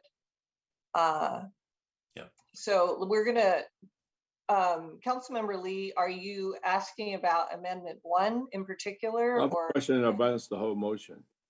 Okay. Does the motion include all the amendments? The motion include a discussion of each amendment one by one and a vote. So the motion includes the amendments. It does if you vote for it. To discuss the amendments, Councilmember Lee. Right. So it only includes the amendments. That's what I'm talking about. If it's not, what we're talking about, right? So it's including the amendments. I don't know what your definition of inclusion is. Point of order. We're talking about it. It's all point of order. It's part of the motion. Okay, yeah, they are part of the motion. They are included in ordinance 6634, which we are going to discuss now, and we're going to go one amendment at a time and discuss it and vote on it. So the first one up is this one on the screen in front of you, which is amendment 1. Is there a motion? Oh, excuse me. I'm sorry I can't see you because I'm looking at the screen. That's okay. No, I think I know what we're doing. We put the main motion on the table and then we're going to actually do an amendment with each of these. Or do we just discuss them and if we don't pull them out, they go through? No, we're going to do each one and we're either going to vote for or against or amend. And then at the end, we will vote for the entire ordinance as amended. Perfect. That's crystal clear. Thank you. So they're not actually included now in it. They will be added if we vote on them. No, they're what you.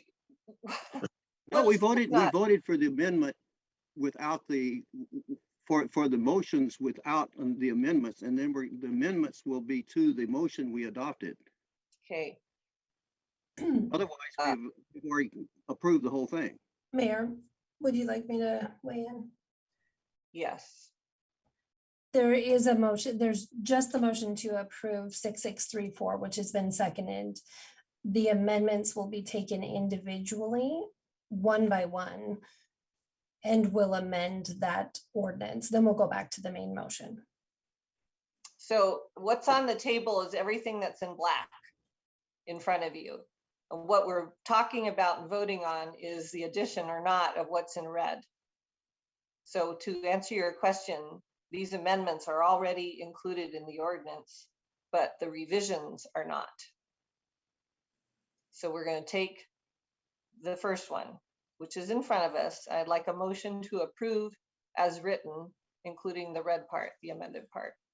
I move to amend ordinance 6634 to add and work with neighboring jurisdictions to ensure that development impacts are mitigated to the end of policy S-NE-11. Second. Any comments or discussion on that?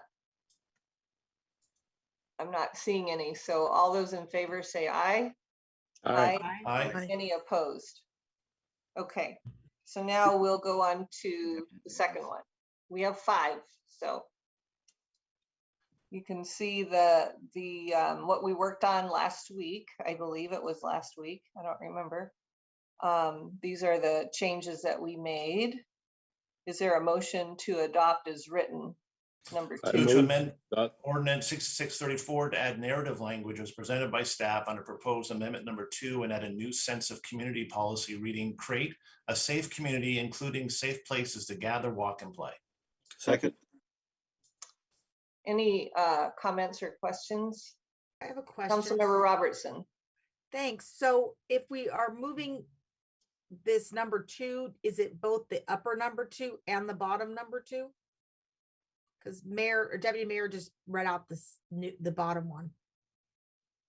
Oh, it's both of them. Okay, I'm good with that then. Yeah. I like them both, and I like how staff moved the sentence from the original number 2 down to a new policy. I think that's great. Yeah, that's what is on the table. All those in favor say aye. Aye. Any opposed? Okay, this next one is where we didn't come to a resolution. And so you will see that there is proposed 3A or 3B or something else. So can I have a motion, please? And then we'll discuss it. Mayor, would you like a motion for option A or option B? Well, I'm going to go out of the Robert's Rules of Order and discuss it first, because I know that there are some council members who have some thoughts on this. So any comments or questions? Councilmember Barksdale, please. All right, thank you, Mayor. If I was supporting this, I'll bring something up later, but I would like to, if we go with option 3B, I would like to modify it to say, instead of encourage a mix, create opportunities for a mix of housing typologies to allow for a range of affordability options with a variety of sizes of housing units. And then I would move and visual styles closer to that because it relates to variety, I suppose. And then ladder and ease of movement for the physically disabled. Okay, I'm going to ask you to, I'm going to ask you to repeat that and I'll type it, okay? Go ahead. Create opportunities for a mix of housing topologies, then the rest of it to allow for a range of affordability options with a variety of sizes of housing units and visual styles. And then after that, and ease of movement. Oh, well, I need the whole thing because I'm not looking at it, I'm typing. Oh. So if you could start over and slowly tell me the whole thing. You got it. Create opportunities for a mix of housing topologies. Okay. To allow for a range of affordability options. Okay. With a variety of sizes of housing units and visual styles. With a variety of housing units and visual styles. Okay. and then and ease of movement for the physically disabled.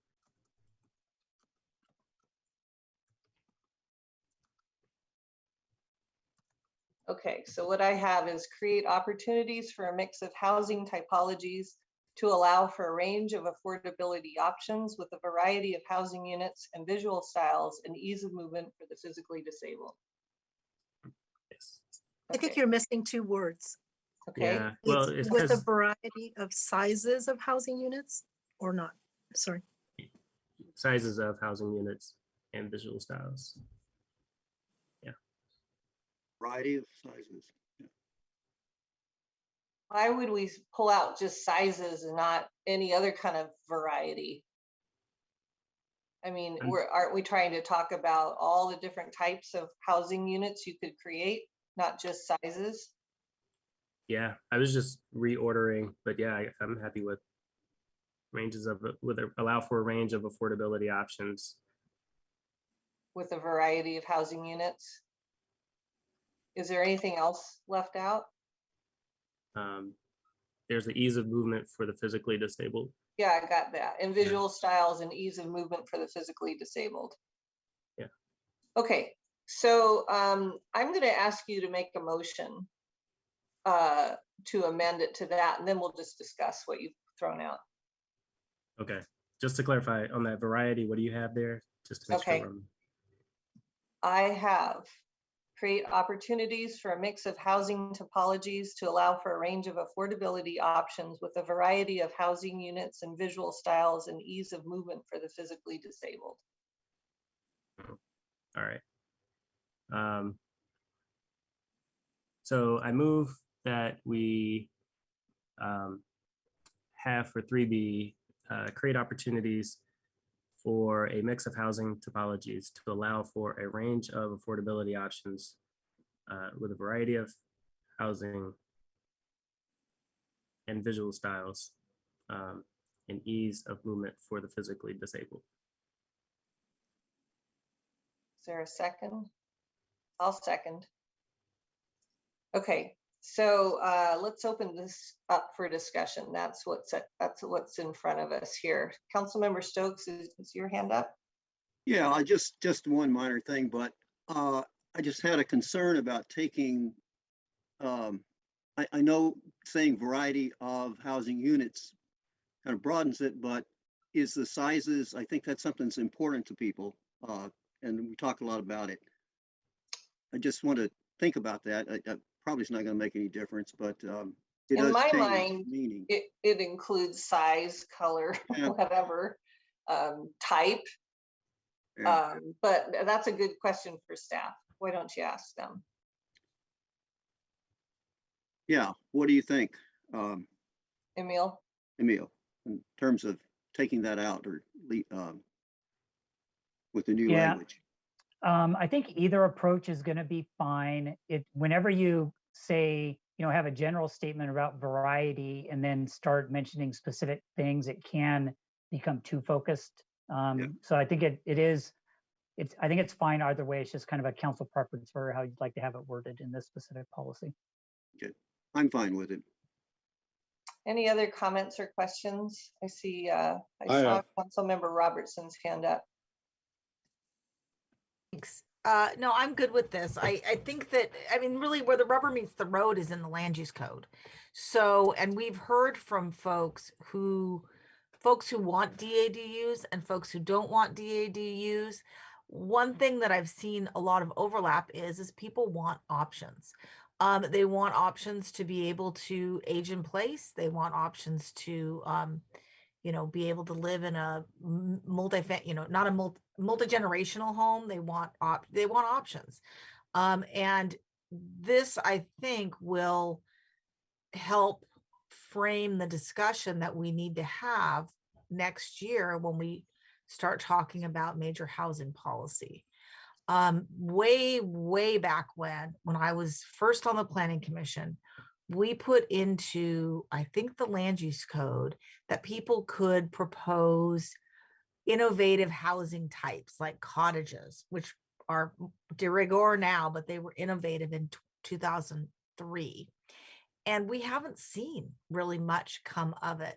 So I think we need to look at how we want to balance the options for mix of housing types, because we need a lot more housing, and while making sure that our neighborhoods still have stability, still have the infrastructure they need to serve the people living there, etc. And so I think that this gets us there.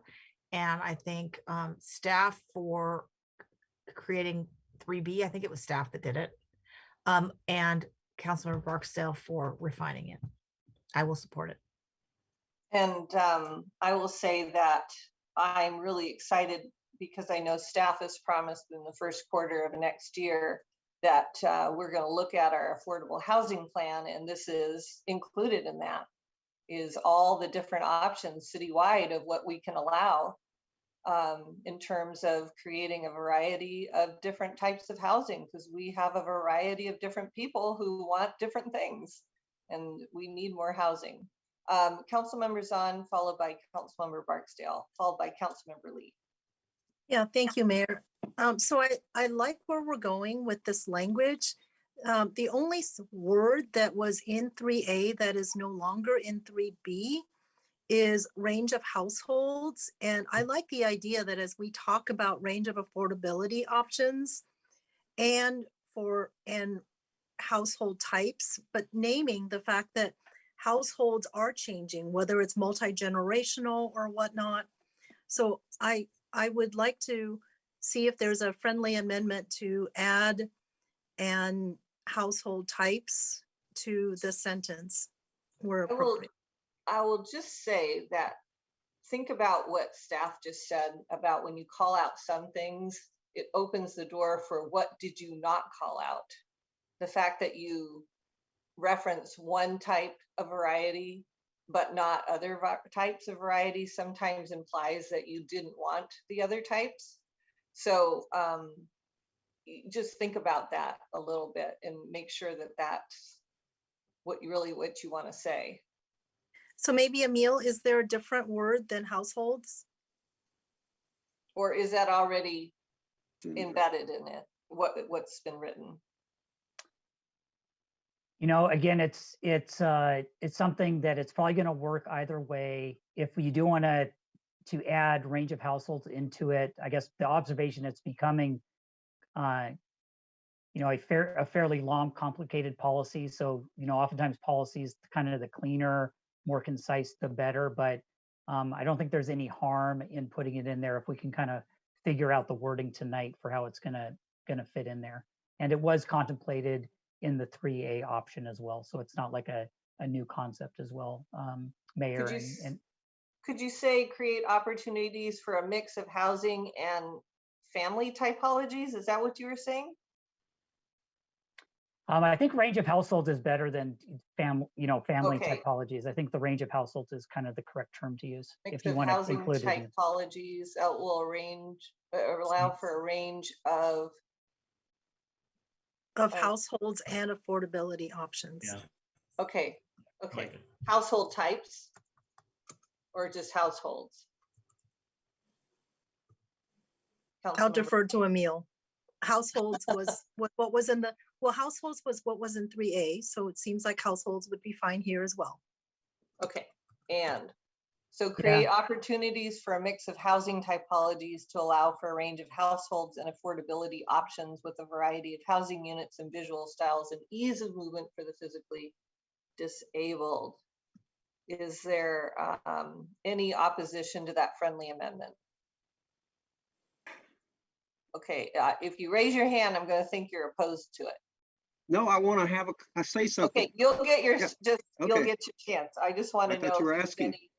any opposition to the friendly amendment. If not, then we will stay with what Janice. That's what I'm asking. Yes, I am opposing it. Oh, you are opposing it. Okay, that's good. why I raised my hand. I'm just clarifying. No, yeah. Could I talk? Yep. Okay. I mean, I appreciate the comment and all, but I think it's getting it too complex, and it also just talking about where is the wording in here? I'm sorry, missing that, but I think the language in here is fine, particularly when you say a mix of housing topologies, that encompasses the whole thing. Bring it down to households or something that indicates something where you have a bunch of people there as opposed to an individual and all that. It kind of narrows it. It's not as effective in that sense. And I think it's covered in there by the broader term. And gives us more flexibility. Emil has his hand up. Yeah, I was, Mayor, I was just looking through our legislative drafting of this one, and it was intended that the range of affordability options when combined with the sizes was meant to address the range of households. So I think the way that we did originally draft 3B was supposed to include the range of households. So it'd be fine with us and probably more streamlined if we didn't add that range of households. Okay, that's the kind of guidance we need. So we'll take that out, council members, on I'm fine with that. Staff's recommendation. And here's where we're back to, Councilmember Stokes.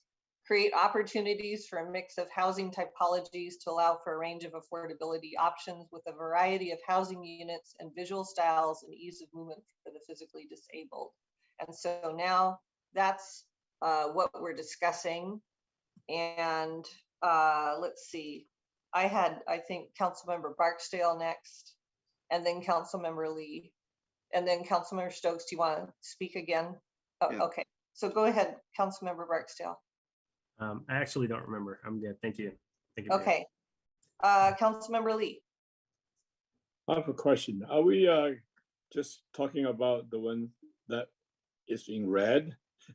And what about the rest of it? The one policy that's crossed out, and then policy SNE 21, 22, 23. What are those? Okay, so the policy NE 21, 22, and 23 are as written. Those are in black. The ones that we are discussing are and they're going to stay there? Pardon? Yes, they're going to stay there. The ones that we're discussing are in red, and instead of 3A or 3B, we've modified it to be the one that I have read that Councilmember Barksdale proposed.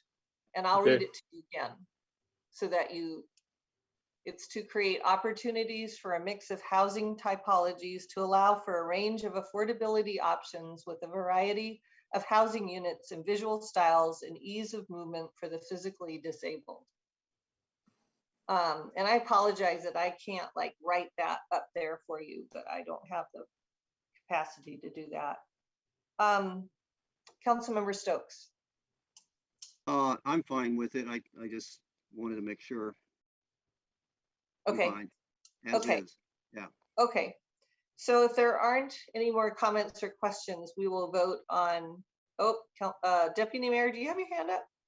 I did for just a moment, but very briefly to say I'm okay with this as well and happy to move this forward. Okay. So the motion would be to adopt this amendment as written and to include not the red in front of you, but the part that Councilmember Barksdale proposed, which I have read, and I'm happy to read it again, but I think you all have heard it enough. Is there a motion? I'll move. So moved. Second. Okay, all those in favor say aye. Aye. Any opposed? Okay, thank you. So we'll move on to the second to the last one.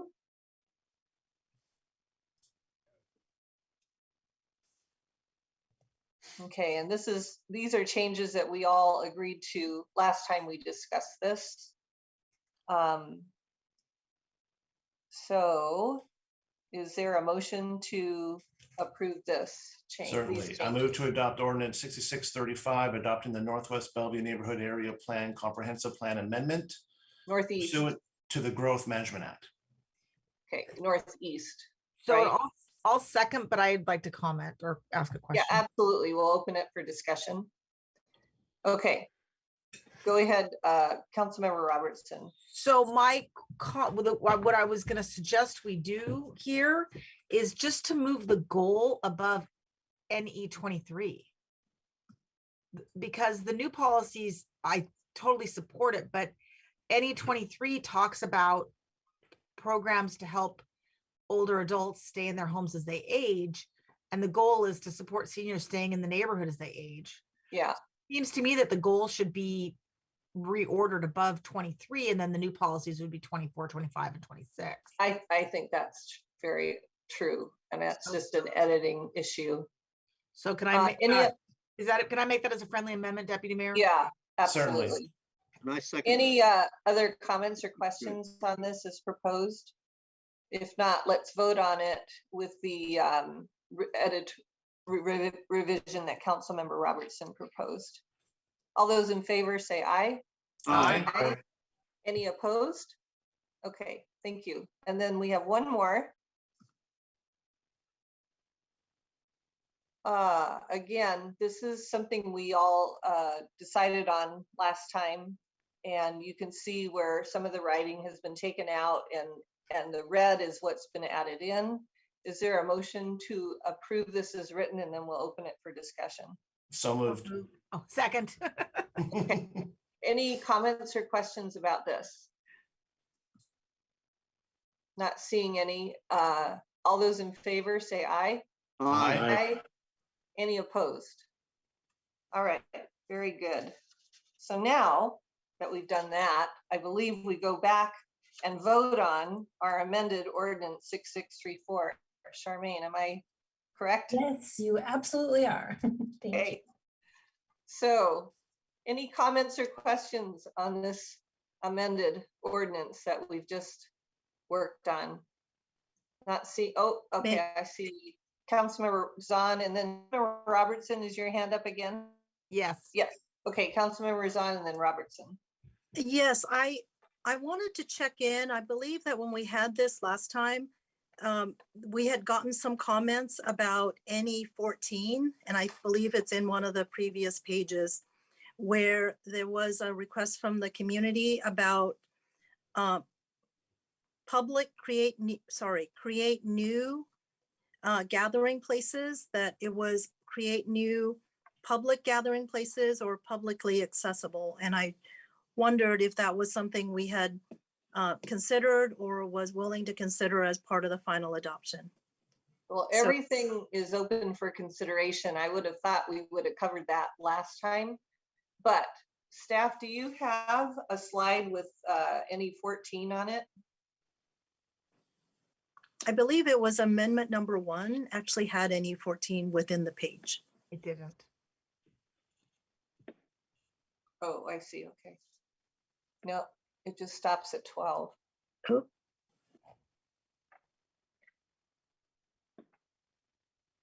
You're on mute, Elizabeth. Sorry, thought I clicked that. NE 14 is within the next section, so it's not shown on this slide, but I would be happy to read it for council if that would be helpful. Sure. So NE 14 reads, create new gathering places for community members to meet, mingle, and get to know one another. Yeah, and that was the one that we had gotten some comments last time that there was interest to have that sentence more reflect public gathering places, or it could be broadened to publicly accessible gathering places. So it could be potentially private spaces that are publicly accessible. But I just thought it was important to at least talk about this here because it was some feedback that we had received. Well, can you speak to or against it? What's your... I think it's important that there are public gathering places or publicly accessible as we look at the Northeast Bellevue area, and this fits in the sense of community, strong sense of community within Northeast Bellevue where all residents feel they belong, and having places to gather, I think, is important. Mm-hmm. But that you don't feel like that's spelt out enough in the ordinance as written. I guess I'm wondering of the value of that change. Is it really adding something, or is it just semantics? Well, I guess I would ask my colleagues. I think that it does make a difference because there are lots of private spaces, but whether we're focusing on making sure that there are new gathering places that are public gathering places or publicly accessible. Okay, Councilmember Stokes followed by Councilmember Robertson. Well, I mean, I don't think it hurts too much in there. I don't want to create some expectations with this.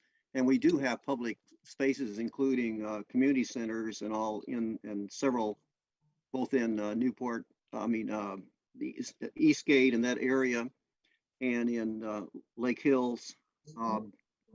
So I guess the question is this,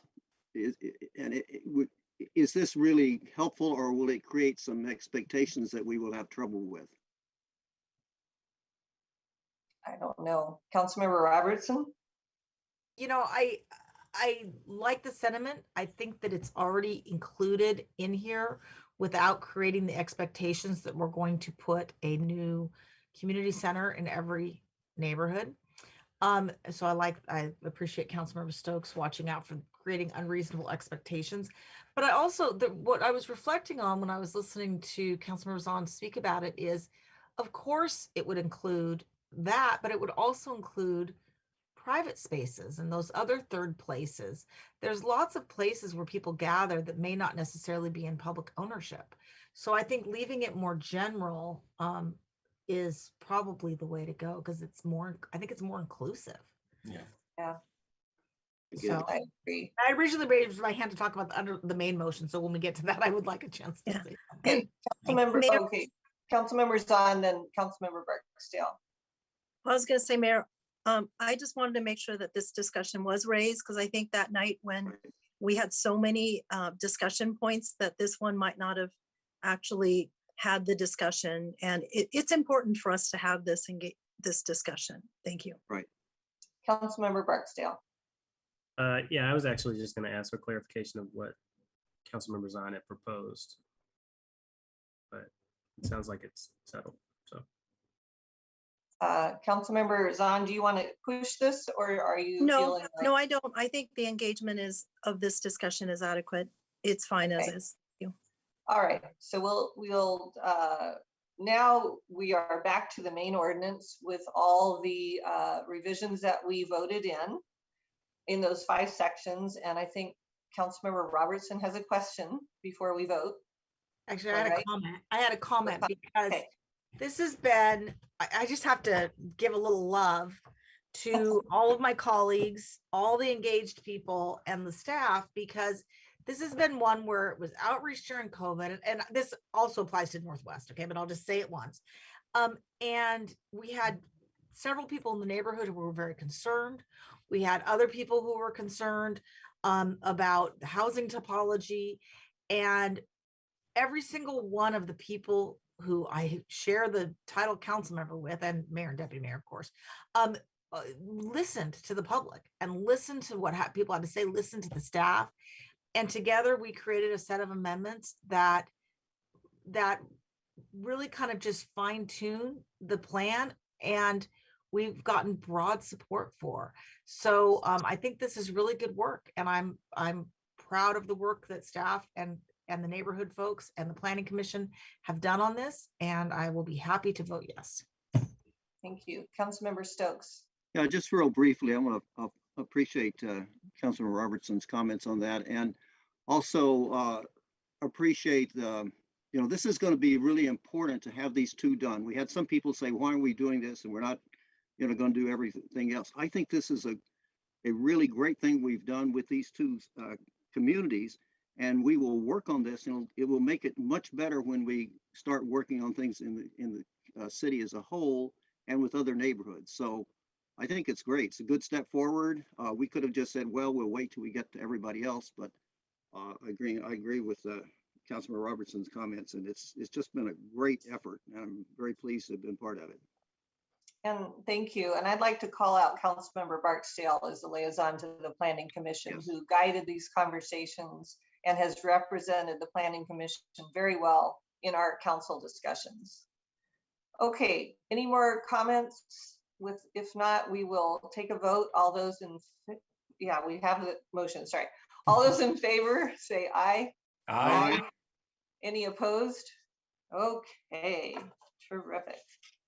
Now we go on to Northwest Bellevue. Tell you what, let's take It's 8:43. Let's come back at 8:50, take a little break here.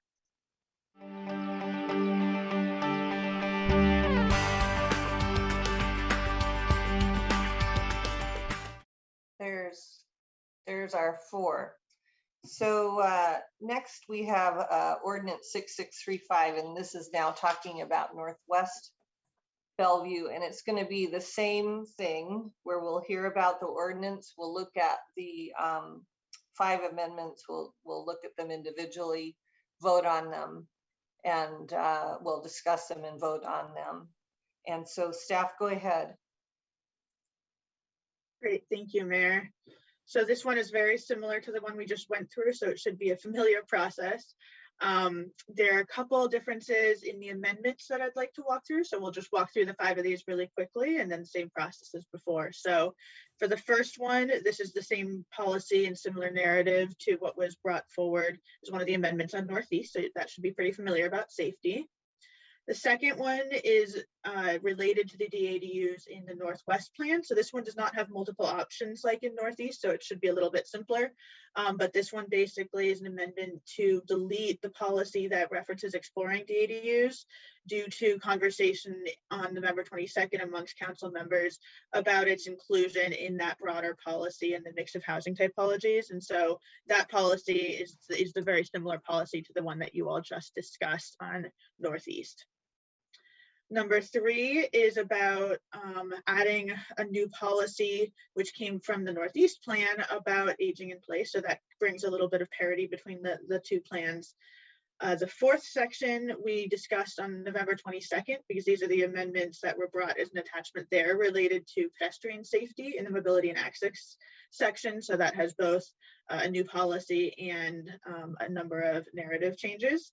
And then the last bit is that same narrative that was number 5 on the Northeast plan as well. So with that, I will hand it back over to the mayor to walk through each of these in turn. Okay, well, let's start with an ordinance to adopt 6635. Move to adopt ordinance 6635, adopting the Northwest Bellevue Neighborhood Area Plan Comprehensive Plan Amendment pursuant to the Growth Management Act. Second. Okay, so we'll go ahead and look at each of these individually, discuss and vote, and then we'll vote in the final ordinance. So the first amendment is on the next slide, I believe, and the you can see the addition that we made last week, and some part of it's been grayed out. So those 2 areas that are in red, even though they both say 1, it's because they're pertaining to the first amendment, but those are the 2 things that we added last time we met on this. So is there a motion to adopt as written? I move to amend ordinance 6635 to add narrative language as presented by staff under proposed amendment number 1 and add a new sense of community policy reading, create a safe community, including safe places to gather, walk, and play. Second. Any comments or questions on these changes that we made? Not seeing any. All those in favor say aye. Aye. Aye. Any opposed? Okay. Good. Let's go on to number 2. And you'll see that we struck out specific reference to one particular type of housing. Is there a motion to, and I'll let you comment in a second, Councilmember Barksdale. Is there a motion to approve this? I move to amend ordinance 6635 to remove policy SNW 25 due to the implicit inclusion of DADUs in policy SNW 24. Councilmember Barksdale, you had a question or comment?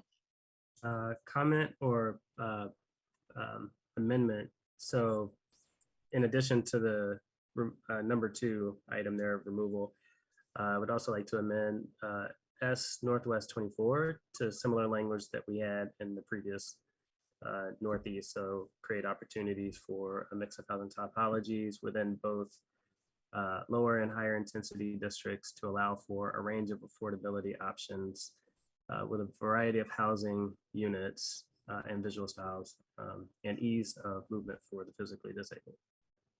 So before we add that in, staff, I want to clarify that this is the best place to put that. I assume it is, but Emil, Yeah. Yeah, okay. This is the same original language that was taken over to the other policy. So it is the same location in this plan. So we're just amending NW24 to read what we put into the NE 20, whatever, if that was 24 too, I don't know. Anyway, so that's your amendment. Is there a second for that? Second. Yeah. Can I ask a question? Yes. So I didn't hear one of the words. I want to make sure it's exactly the same, because I heard a variety of housing units, not a variety of sizes of housing units. Councilmember Barksdale, did you mean to say a variety of sizes of housing units and visual styles? We didn't put that in the other one. Oh, we didn't took it out. Okay, I'm fine either way. It was consistent with what we put in the other one. And thank you for checking. I'm good with that. I just moving on the fly. All right, great. I know. Thanks. Any other comments or questions? If not, I have a question. Yes. We eliminated the looking at the DADU and all that, but the policy as NW26 still mentioned of the new accessory dwelling units and so on. Should we include that, or we consistent to take it out?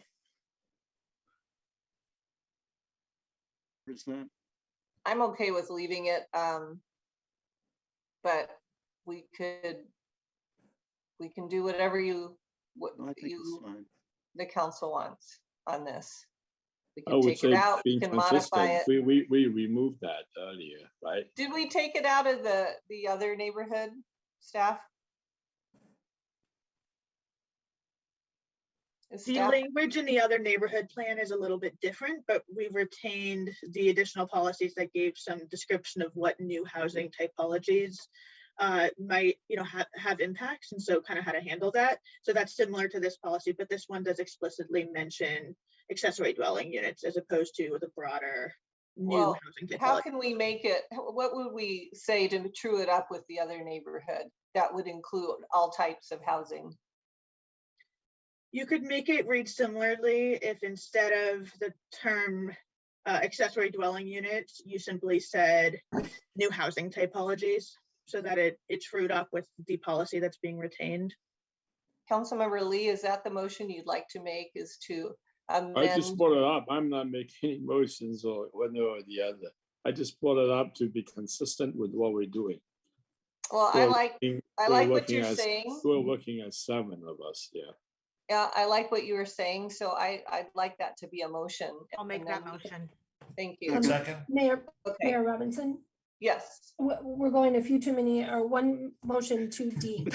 So we have a motion to amend to take out NW 25, and there's also a motion to amend NW 24 right now.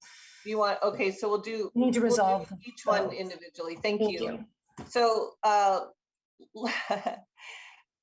going to erase all motions and start over because I don't know where we are. So is there a motion to approve policy NW25 as it's been removed? So is there a motion to approve that? So moved. Second. All those in favor say aye. Aye. Next motion. Is there a motion to edit NW24 to read the same as NE24? So moved. Second. All those in favor say Mayor? aye. Okay, Councilmember Zahn. I just want to make sure, because are we not keeping the within both lower and higher intensity district as this is currently worded then? Because that is the only difference between this one and the other one.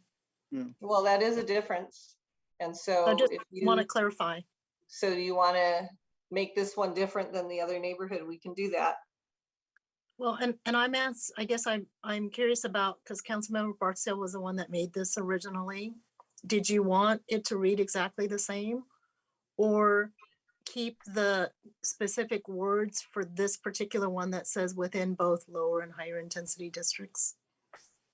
Yeah, so thank you, council members on. The intention was to keep the rest of it the same, except for the parts of like create opportunities for changing it to housing units only, and then switching visual styles, the location of it to closer.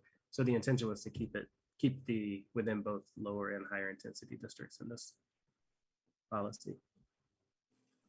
Everything else, making everything else the same.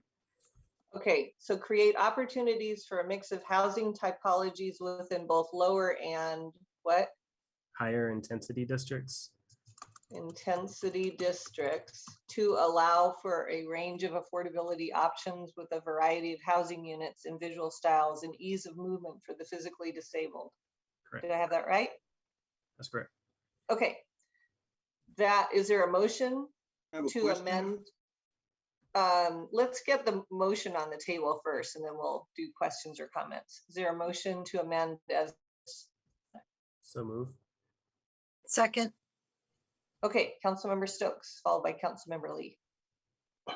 Well, I think that we're going to be working with both of these, and I think this just introduces a little bit of a difference that would not be positive in a sense. I don't understand what both lower and higher intensity districts means in context here, and why that's not applied in the northeast area. I just think this is an important overall piece on the mix of housing topologies and what we're going to do.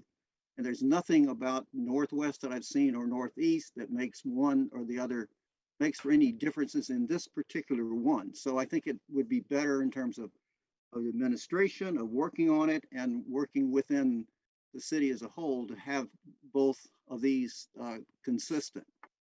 I think it's representative of what the community said is why it's different, because they're different communities. But I hear you. Councilmember Lee. I'm sorry I jumped the gun. I was not going to talk about 24. I was going to talk about 26. Okay, I'll get back to you then. Thank you. Councilmember Zahn. Yeah, I was actually going to say the same thing as the previous comment about the fact that, we have heard from the community that these are their plans. And so to the degree that there are nuances that are specific to their plan, so I would want to honor language that came from the community as much as we can, while trying to create consistency as well. So maybe Emil, you could comment about that particular part of the sentence, because if it came from the community and it doesn't hurt the CPA, I would think we would want to keep that part of the language. Emil? Yeah, I would. I think I would keep that language in the Northwest plan. The two neighborhoods do have different land uses when you kind of look at the comp plan designations and zoning. And Northwest does have more of a variety of densities and land uses, from single family all the way up to multifamily in that neighborhood. So I would, if you were going to change it to be more consistent with the Northeast policy as amended, I would retain that language about within both lower and higher intensity districts. Okay, that sounds good. So Councilmember Barksdale, can you clarify your motion? Well, I can read it for you, and then you can say so moved. You're suggesting of that it read to create opportunities for a mix of housing topologies within both lower and higher intensity districts to allow for a range of affordability options with a variety of housing units and visual styles and ease of movement for the physically disabled. So moved. Can you say so moved? So moved. Is there a second? Second. Okay. Any comments or questions? All those in favor say aye. Aye. Aye. Any opposed? Okay. So that was 24.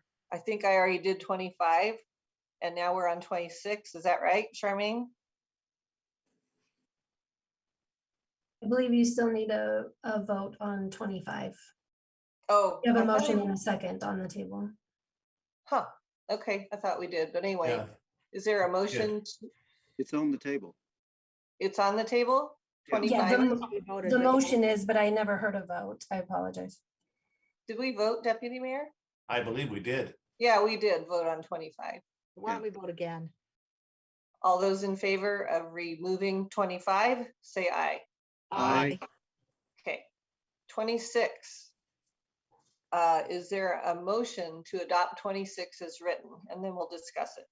I Hold on. move, Go ahead, Councilmember Lee. sorry, I move to eliminate this because no longer appropriate. We heard, yeah, that's it. So that's my motion. And I'd speak to you a little bit if you want to have a second. I don't hear a second. Deputy Mayor, could you make your motion? Excuse me, Mayor, which motion was that? It's on 26 to adopt 26 as written. Oh, okay. We'll have a So- discussion. I moved Okay, to so eliminate because- moved. Okay, so I'm going to open it up for discussion. I know Councilmember Lee wants to speak to that. Who else wants to speak to this? Councilmember Robertson. I see Councilmember Barksdale with his mouth open. His mouth doth move, but no words come out. So I don't know if you want to say something. We'll start with Councilmember Lee. Thank you. Since we talk about that, we need to respect the neighborhood characteristic. And earlier we actually removed the consideration of attachment, the DADU and ADU, so on. So here we're talking about accessory dwelling to the existing residential character of the street.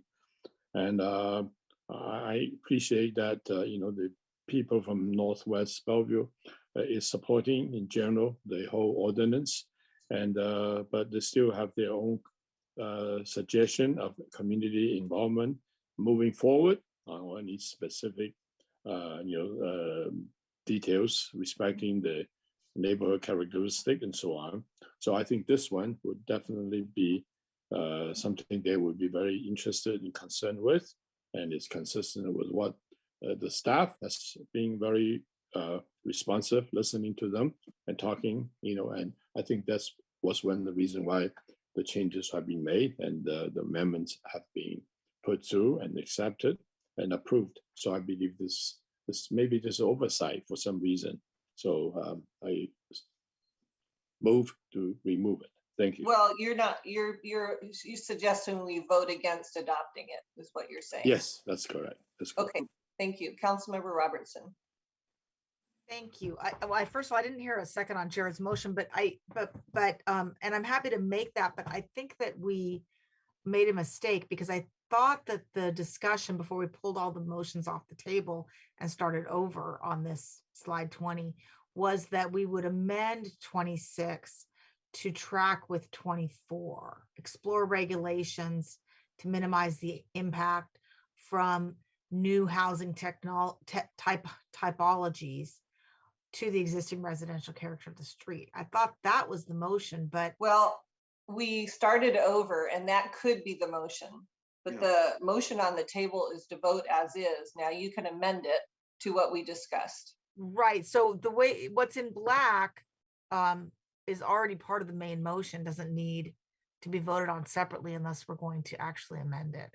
So I would move to make it more, since we removed 25, I would move to amend 26 to say explore regulations to minimize the impact from any new mix of housing typologies to the existing residential character of the street. Second. Okay. And any comments or questions about that revision to the amendment to adopt it as is? Not seeing any. All those in favor say aye. Aye. Aye. Any opposed? Okay, so now NW 26 as voted in reads, Councilmember Robertson, just so Charmaine has this or staff. Oh, explore regulations to minimize the impact from any new mix of housing typologies to the existing residential character of the street. Just broader. Okay. And it's consistent language. All right, very good. Thank Now you. we're going to move on to number 3. Mayor, Councilmember Stokes, yeah. I just wanted to Oh, ask. no, you- you're right. We have to vote on, no, we don't. We're going to do No, number 3. I was moving to number 3. Oh, I was sorry. going to ask, before we move off this, ask Emil, we've already voted on it, but I assume that this will be not make any big changes. It'll be, you can work with He it. already commented on it before we kind of Early, I'm redid sorry, our I missed that. conversation. Okay, just wanted to Yeah. share. Okay, Yeah, thanks. that was part of his recommendation. Yeah, okay. Okay, Deputy Mayor, you want to make a motion on number 3? Yes, thank you, Mayor. I move to amend Ordinance 6635 to add a new sense of community policy to read build awareness of programs that support and enable older adults to stay in their home as they age. Second. Second. Any comments or questions on this? All those in favor say aye. Aye. Any Love it. opposed? Okay, let's go to number 4. We got 2 more. Okay, I move to amend Ordinance 6635 to amend narrative language as presented by staff. Move policies S Northwest 30-32 and S Northwest 31 to the beginning of the mobility and access section and add a new policy to follow these 2 policies reading, quote, increased designated pedestrian areas and sidewalks within Northwest Bellevue, prioritizing the safety of pedestrians and determining locations of new walking paths. Is there a second? I'll second. Second. Okay. Any comments or questions on this? Mayor, I did have a question. Go ahead. Are we voting on both? Oh, there are several components of number 4. We can vote on all of them unless we want to pull one out and discuss it individually. I'm fine with voting on all of them, but the way it was read was only the new one at the bottom. So I'm Okay. just clarifying. Okay, so the motion should read to amend as written up here, and you'll see the added or the revise is in red. Yes, all 3 of the number 4 is being voted Right. on. Yeah, Exactly. all the red, everything in red, right? Correct. Okay, that's fine. I just wanted to clarify. Yeah, okay. So all those in favor to pass as written on the screen, say aye. Aye. Aye. Any opposed? Okay, one more. I move to amend Ordinance 6635 to add narrative language to the sense of community section reading, quote, Northwest Bellevue residents value having a clean and healthy environment. Second. Any comments or questions on that? All those in favor of adopting as written, say aye. As Aye. revised written. All those opposed? Any opposed? Okay, I'm voting for it. I'm sorry, I just wanted to clarify. We're voting on what's been written in the red there. Okay. All right, so now that we've gotten through all those amendments, we're going to vote on the full ordinance 6635 for Northwest Bellevue neighborhood. Any comments or questions on the main ordinance? All those in favor say aye. Aye. Any opposed? Okay, So that That's- as amended. yes, thank you. I know, I'm sorry, I'm getting twisted. Councilmember Barksdale. All right, thank you, Mayor. So having gone through those, and to your point about the fact that we're discussing our affordable housing strategy in Q1 of 2022, and the ADUs are already a part of that affordable housing strategy. And given the need, as we heard from in terms of written and oral communication, I wanted to propose that we prioritize consideration of the ADUs in a citywide context as part of our affordable housing strategy discussion in Q1 of 2022, and wanted to make sure that staff had direction to begin or continue researching the ADUs in preparation for that discussion. So that staff direction, not something we'll vote on, but I'd like to get a head nod to see if the majority of the council would agree on that. And I'm nodding my head and I see Councilmember Stokes. I see Councilmember Zahn, I see Councilmember Barksdale. So that's 4 at least. And I can't see any reaction except I know Councilmember Lee has a question, which I'll get to in a minute. But that is a majority providing that direction to staff. Point of order. Yes. This was not on the agenda. We have not Right. discussed it. I don't think we should be giving direction to staff on something that is the heavy agenda we have tonight. I'm not saying I'm for it or against it. I don't know because I haven't seen the planning work plan. We haven't had them come back. My assumption is that when staff comes back with the affordable housing work plan, this will be something that's teed up then for discussion, but we just can't pull policy documents out at the end of a long discussion and say, hey, let's take a vote and give staff direction. That's not how we do things. Actually, Councilmember Robertson, the staff colleagues. That's actually something that staff had mentioned when we first started discussions about this, that we didn't need to include it in here because it was going to be brought up in the first quarter next year when we start discussing the affordable housing strategies. So this is not new policy, this is not new direction, but I think it's an emphasis that this is truly what we want to do. And it's what staff has told us they're already going to do for clarification. I understand that. And I think it's fine if someone says, I'm really looking forward to discussing this next year. But to try to give council direction at the end of a discussion, I think that's really, really poor form. Okay. And I don't think we should do that. We'll discuss it next year. I assume it's going to happen, but everyone would be really angry if I did that because it's not appropriate. Point taken. Councilmember Lee. Well, since Jennifer brought it up, I was going to add something, but I would keep quiet because I agree with her. Thank you. Okay. Thank you, Councilmember Lee. Councilmember Stokes. Well, I think that was an unnecessary attack on the comment. I do agree that we're not giving real direction. It's just this expression of a follow through on all the conversations we've had tonight on accessory dwellings, and we're going to work on, and we took them out of this because we were going to work on them right away. And we're just saying, 4 members of the council just saying, hey, we really like this and we want to move this along. We're not, and frankly, I think probably everybody on the council over the years has done something like this. So I think we got to temper that down a little bit. It doesn't change anything about what we're going to do coming forward. It's just expression in light of all the things we've said, which is a good conversation about ADUs and all. So Councilmember, that's my comments.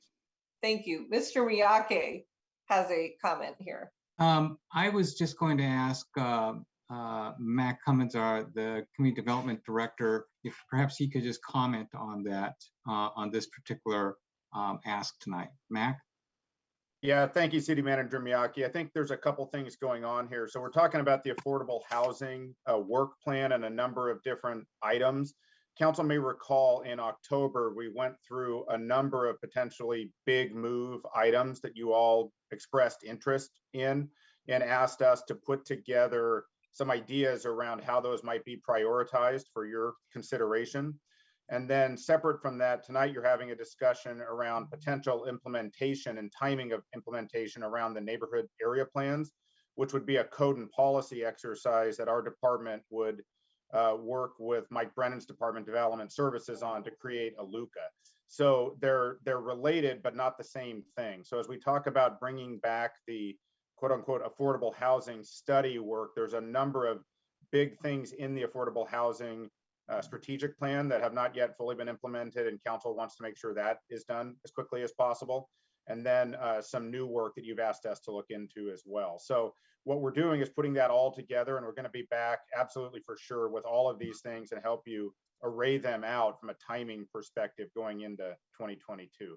So you're likely to see multiple work sessions pretty quick in the new year as we start to put that all together for you. Thank you. Okay. Do you, Councilmember Lee and Stokes, still have your hands up, or is that just? Yeah. Thank you, Mayor. In view of that, I have something to add on to what Councilmember Woosley raised, because I kind of agree with him, support him, because affordable housing is a big topic. It's something that we for council express our support for it. So it needs to really be out there educating the public. So what I was suggesting would be very simple. We need to really come up with a good communication program.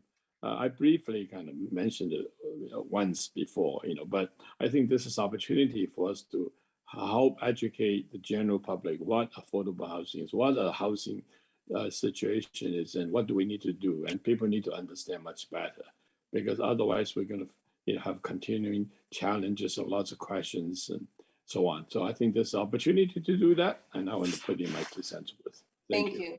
Councilmember Zahn.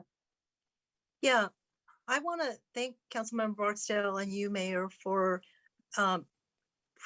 providing this reminder as a summary, because the other part I remember from these 2 neighborhoods is that one of them had the exploring the DADUs, and the community essentially said, well, wait a minute, if you're only going to have it in these 2 neighborhoods, then we're creating an issue where if we're going to go through these for the next 7 years, then there's an equity issue with certain neighborhoods that have language in versus other neighborhoods that don't. And so part of the condition, at least the way I was voting, was we removed it because we were going to take this holistic view, and we were going to do that sooner rather than later because of the urgency of the need for housing and affordable housing throughout the city. So I appreciate this conversation and knowing that this is going to be worked on by staff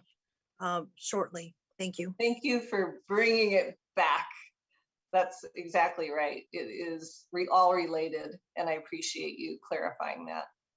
Okay, let's move on to a more general ordinance, and this one's easier. So ordinance 6636. Mr. Miyake, our staff.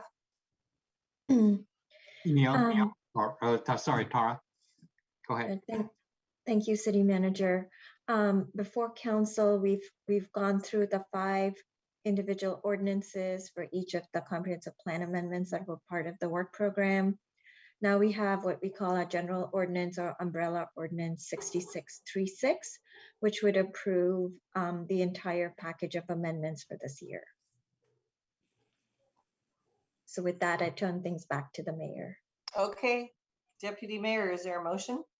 I move to adopt ordinance 6636, adopting the city's 2021 amendments to the am I reading the wrong one there? No, you're correct. That's correct. Okay, great. Amendments to the comprehensive plan is separately set forth in the ordinance numbers 6631, 6632, 6633, 6634, and 6635 pursuant to the Growth Management Act. Second. Any comments or questions? All those in favor say aye. Aye. Any opposed? Okay, that passes.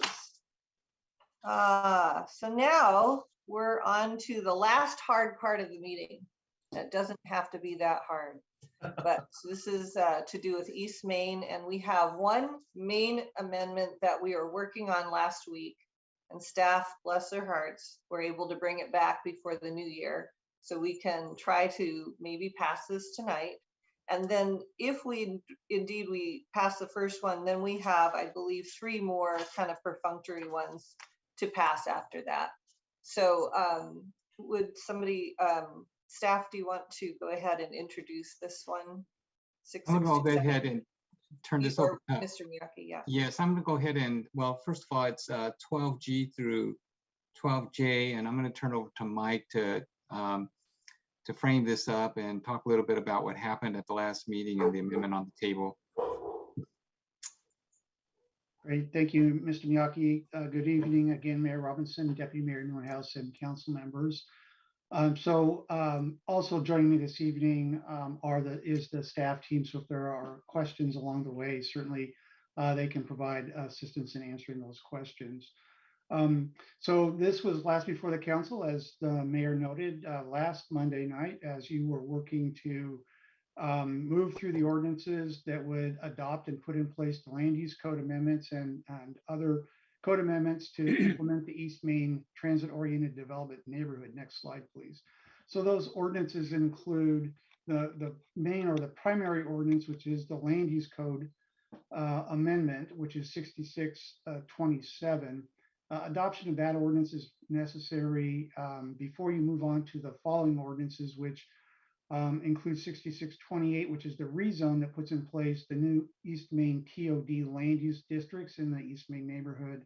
6629, which are conformance amendments that brings appropriate references to the noise code for the East Main land use districts. And then finally 6630, which are also conformance amendments which establish the sign code regulations in East Main that are consistent with downtown.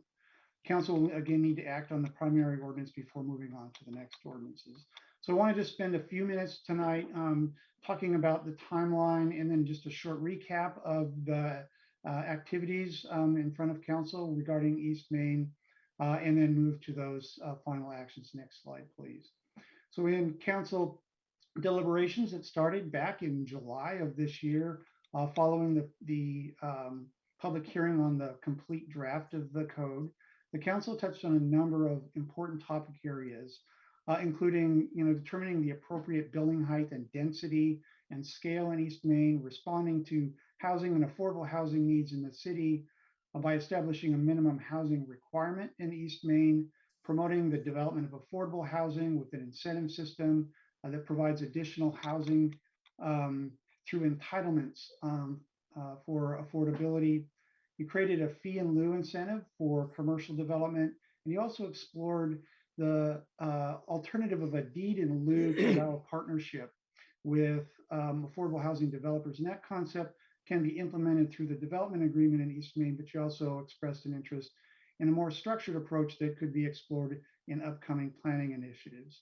He also approved exceptions to allow expansion of the Bellevue Club and created a broad development agreement that allows for deviations from the code to allow the flexibility to capture opportunities for public benefit and value that may require some alternative approaches at council's discretion. And then finally, last week you were discussing a request from Wig Properties to amend the code to allow for exceptions to block requirements to simplify options to site a grocery store in the East Main neighborhood. Next slide, please. And so I thought it would be useful this evening to really walk through where the council was in your deliberations and actions last Monday night, just to refresh everybody's memory. So there was the main motion to adopt 6627, which is the LUCA or the primary ordinance for the East Main. There was an amendment offered to allow for minimum housing phasing by Councilmember Robertson. That was discussed and then finally approved by the council. And then the deputy mayor offered an amendment for block size to allow for more flexibility for siting of uses, specifically a grocery store. That motion was subsequently revised, and in front of the council now is a motion that allows for expansion of the exception for blocks from 200 feet to 350 feet from 114th Avenue and Main Street for all uses. There would be no accepted uses there. So that is what is in front of the council this evening. And so where, again, you left it was you have the main motion pending, and you also have the amendment motion pending for your continued consideration. Next slide, please. So again, the council will need to act on the ordinances this evening to implement the full amendments to the city code to implement the East Main land use code amendments. I want to turn it over to the mayor. We have additional information if the council needs to review any of the amendment language. But again, I want to turn it back to the mayor for your continued discussion and deliberation and action. Mayor. Okay, Robertson. thank you. So since we have like a hanging amendment out there, I would ask that Councilmember Robertson consider withdrawing that motion and that we can start over with a new motion. So yeah, I know that we got in our desk packet a motion from Deputy Mayor Neuenhouse. So I'm going to withdraw my motion and I'm happy to second his. Thank you. Deputy Mayor, could you please make your motion? Certainly, Mayor. I move to amend the proposed ordinance number 6627, section 3, to expand the exception from block size and length requirements to 350 feet from 114th Avenue Southeast or Main Street in Luke 20.25Q.100.E.4.A when a grocery store is proposed as part of the project. I'll second. Great, thank you. Any comments or questions on that? I see, I'll let Deputy Mayor start, followed by Councilmember Robertson, then Councilmember Stokes. Thank you, Mayor. Well, first, as you alluded to, a big thank you to staff for working so quickly on this amendment and addressing all the various points of view and the excellent suggestions and conversations by my colleagues last week. As you recall, the amendments based on the stakeholders' request for a reasonable adjustment to the block length and perimeter requirements so they could accommodate the unique requirements of a grocery store and make a grocery store work. A request that is intended to keep the promise to the Surrey Downs neighborhood, the residents of that neighborhood, and the CAC that all agreed that a grocery store was one of the main priority amenities that they wanted to see in East Main. So as noted, the current code language could easily be changed to keep the staff proposed block size and the length requirement, but create an exception to accommodate a grocery store with its required parking. The proposed amendment is narrowly tailored to address the requests and needs of the property owner stakeholder, which is to expand the portions of East Main that do not need to meet the block size and length requirements from 200 feet to 350 feet from 114th Avenue Southeast, and then include the exception for Main Street as well when a grocery store is proposed as part of the project. So grocery store use is defined and more permanent. They're an ongoing need in our neighborhood, typically involve very much long-term leases and have built strong relationships with the community and with its customers. The mayor made an excellent suggestion during our last meeting that I supported, but council's already provided other incentives to the code to encourage daycares in East Main, including prioritizing daycares as a tier 1 amenity option and increasing the bonusable area for a daycare from 10,000 square feet to 15,000 square feet. And unlike daycare uses, grocery stores will typically need larger floor plates and convenient parking that may conflict with the block size limits. Councilmember Barksdale also made an excellent idea to address unmet retail needs in our community. But as I work with staff, it's challenging to define, and it would be difficult to determine and build consensus around what an unmet need might be or what might look like, and may also change over time. Further, an exception for an unmet need would provide less predictability for staff, developers, and of course, the public. So I thank my colleagues for once again considering this amendment and look forward to your feedback and your support. Thank you. Councilmember Robertson. So I've been mulling over, thank you, Deputy Mayor, this is excellent. I've been mulling over the language here and I'm a little bit concerned that it could be misread. I had to read it a few times. I think what this is trying to say is that block size and length requirements don't apply to any block within the project limit that's wholly contained with the 200 feet from 114th Avenue Southeast, period. And that also the block size and length requirements shall not apply to any block within 350 feet from 114th Avenue or Main Street when a grocery store is proposed within that block. Is that what we're trying to say? So yes, I believe that is an accurate restatement of the exception. I could ask Nick Whipple, who was assisted in crafting that language, to weigh in here too, as far as the suggested change.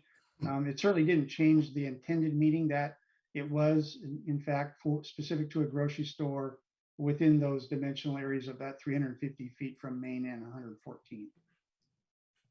So, because that's what I thought you were trying to say, but I think it should be a little bit, because there's a comma, I'm worried that it could be considered a modifier so I'd like to change it so that it reads, I'll just read the whole thing. Block size and length requirements shall not apply to any block within the project limit wholly contained within 200 feet from 114th Avenue Southeast comma, and shall also not apply to any block within the project area that is within 300 feet from 114th Avenue Southeast or Main Street when a grocery store is proposed within the block. And then the last sentence stays as amended in Deputy Mayor's revision. Does that get, I just think it's a little bit clearer language. I just don't want, when this is being evaluated in 10 years or 5 years or whenever, people to not understand what we were trying to say. Nick, you want to weigh in? If I can add and answer council members' question there.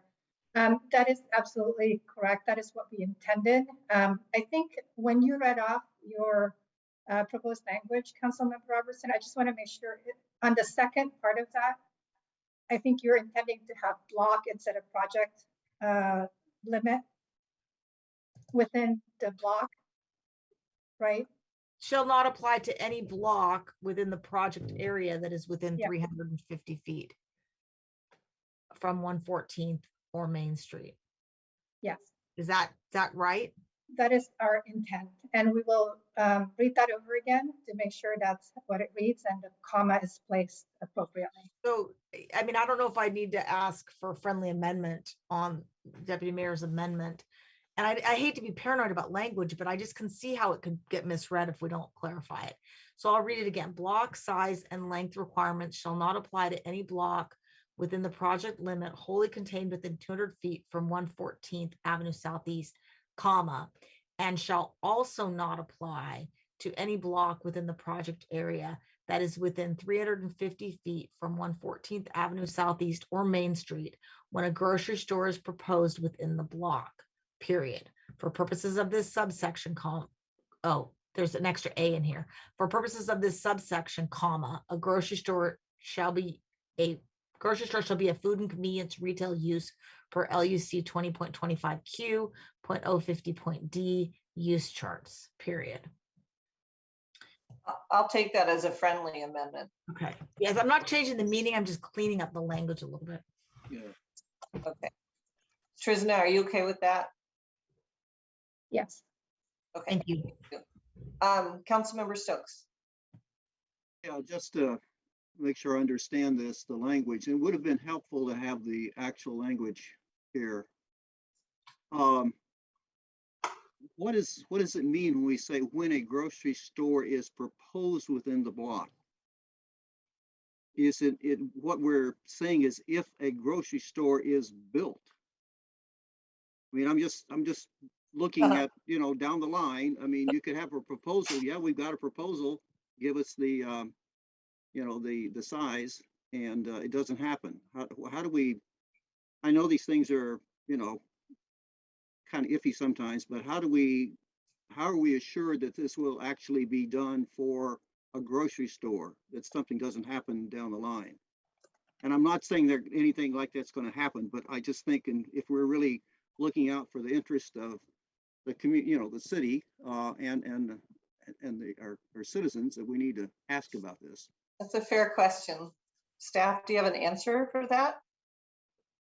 So the language is correct. So we would be considering with the project development in the master development plan and through the land use entitlement process, if they were making an amendment to the block requirements within that area for a grocery store, it would be configured to support a grocery store use.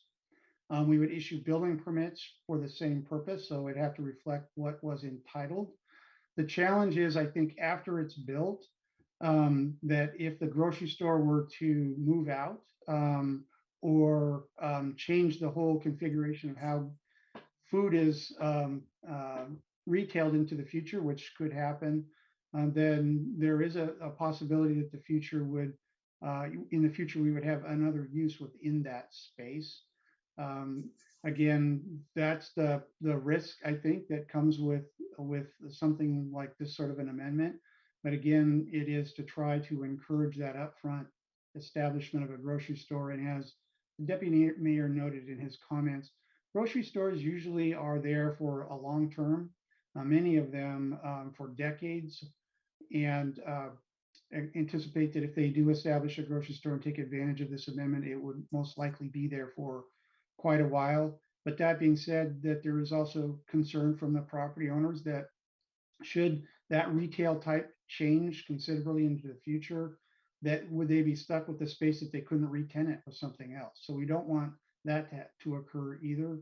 So I think this is a balancing attempt here to ensure that the configuration supports that grocery store use at the front, but doesn't mandate it over in perpetuity over time should the market change for that use.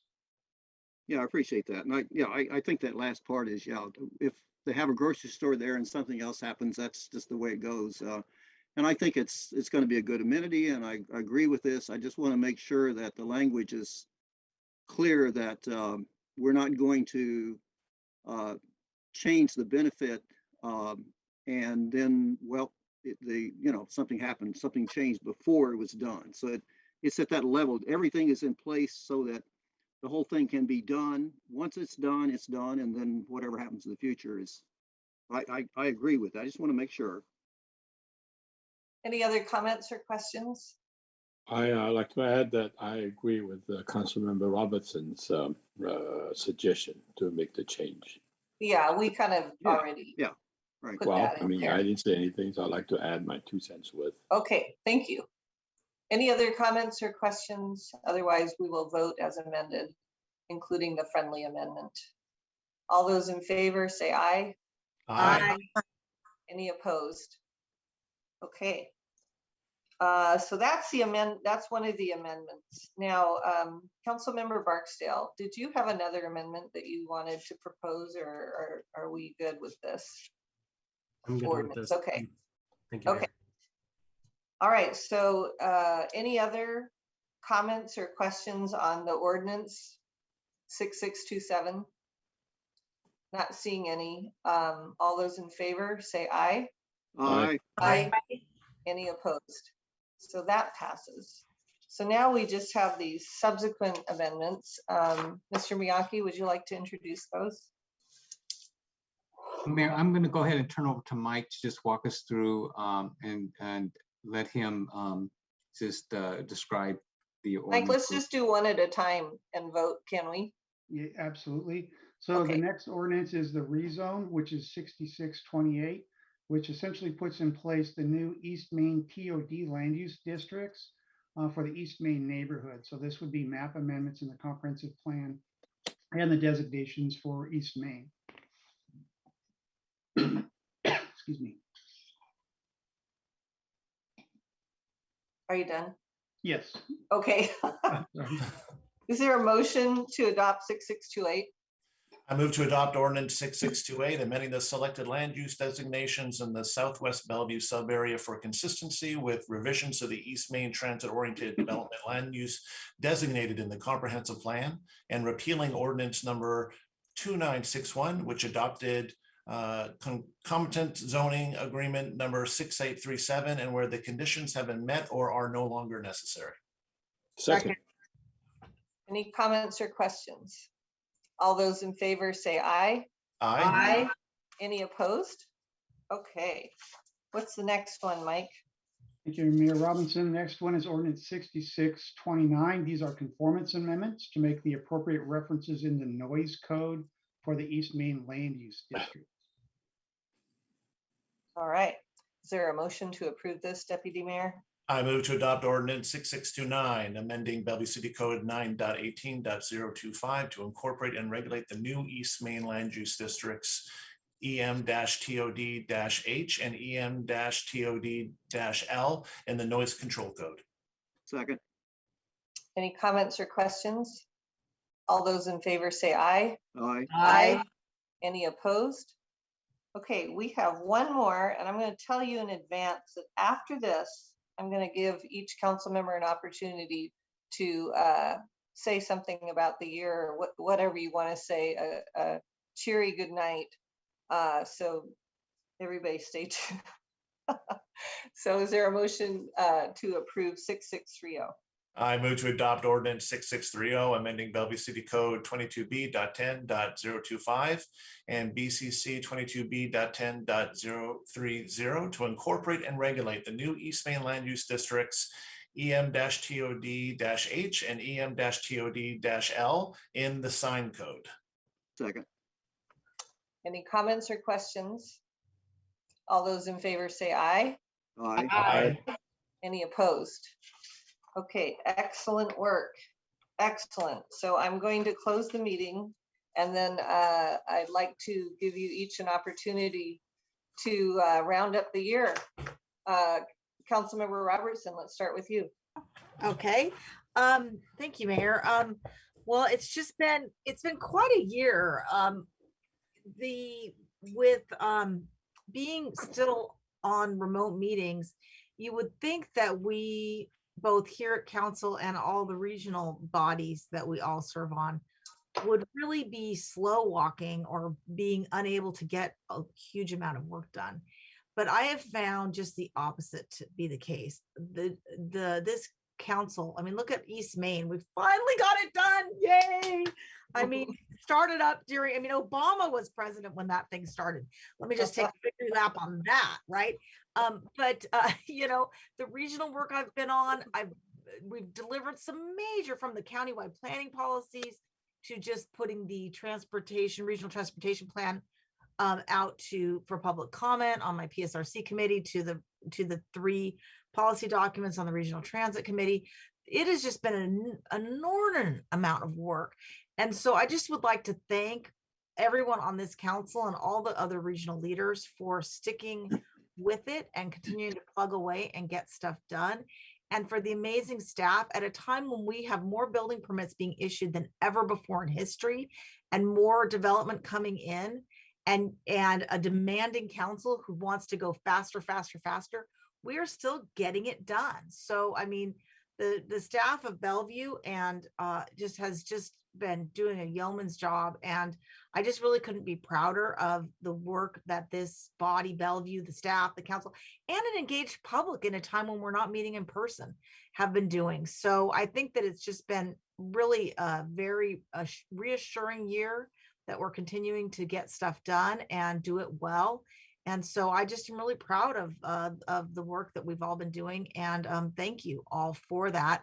And have a very, very happy holiday. I mean, can't believe 2022 is upon us. And we've got a lot more work to do. I mean, trying to figure out how we're going to serve all this growth and get ahead of it is going to be my #1 priority in 2022 with all of you. So thanks. Thank you. Councilmember Stokes. Yeah, it's been an amazing ride. You know, working and the observations that Councilmember just made is, I agree with those. It was interesting to go from sitting at the dais at King County with a regional policy committee and looking at people and all. And what we found was getting with the groups on Zoom and everything, we actually had better conversations in a sense. They weren't as formal. We got good presentations. So I think it has been amazing that we've been able to accomplish as much, and the council meetings have been fine. I think that's a positive. What I'm really excited about, though, I mean, in addition to that, is that we have taken something you'd never imagine happened to us, and really worked hard to move forward and actually accomplish a lot of things that people thought we couldn't do, and put ourselves in places that maybe we wouldn't have achieved had we not had to deal with all these other things. So I think all of 7 of us and the staff, an amazing staff and community organizations and all, I've never seen us come together and have really honest, hard conversations and arguments sometimes, but in the long run, really accomplishing things that are amazing for the city. And you know, as I say, we're not in 2017 anymore, thank goodness. And so we're really in an opportunist time to really move forward in Bellevue. And what we worked on tonight with the Northeast and Northwest is a preview of where we're going to go. We also have some tremendous challenges ahead of us that we are dealing with, but we haven't really made the movements we need to. So I think we have set the table for an amazing year or two down the line to really, really move Bellevue forward in a way that hasn't been done before. And so I'm excited about it and really enjoyed this year, the last 2 years with the council and working on things and actually accomplishing a lot, even though we have sometimes some very strong disagreements, but we have really come up with moving forward on things and working together. And we, I think, are poised to continue doing that and in the future, and I look forward to it. So Happy New Year and Merry Christmas and great holidays off. And we'll miss seeing you every Monday for a couple of days.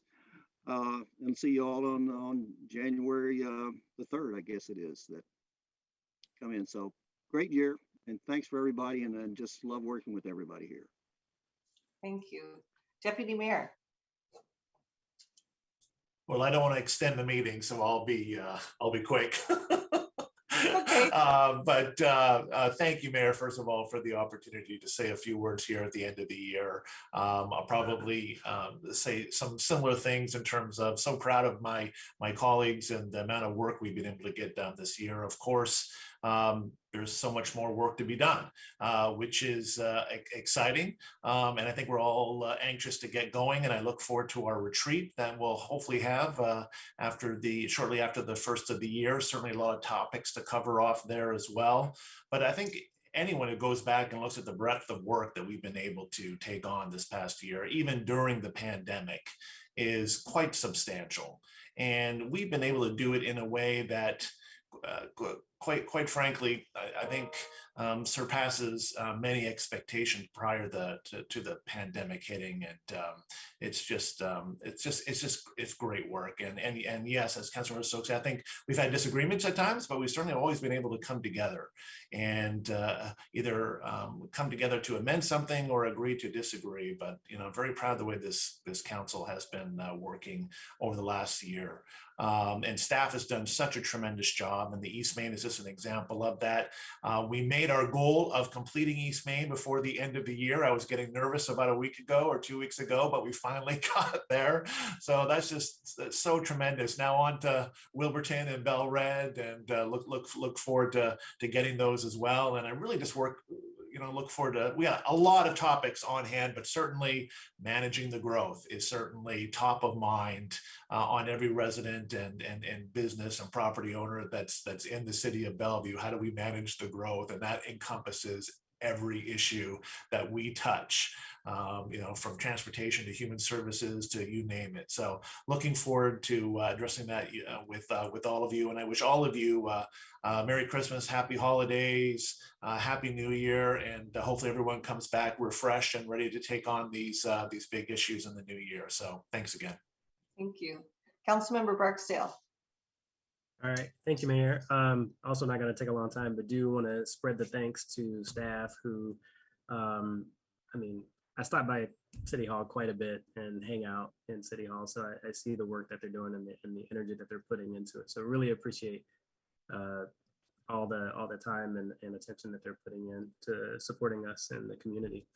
Also want to thank boards and commissions because despite the pandemic and everything, we're committed, right, as elected officials, but they are still showing up and playing an active role, even though I know on the planning commission, some of our commissioners are getting to the end of the rope in terms of could really use this holiday break. So want to thank all the boards and commissions for sticking through it with us. And then of course, want to thank each of you for all the work that we've been able to achieve. Looking forward to next year and getting back out into the community a bit more, hopefully if Omicron sort of stays away, fingers crossed, and no more variants, but really excited to, at whatever pace we can, getting back out into the community.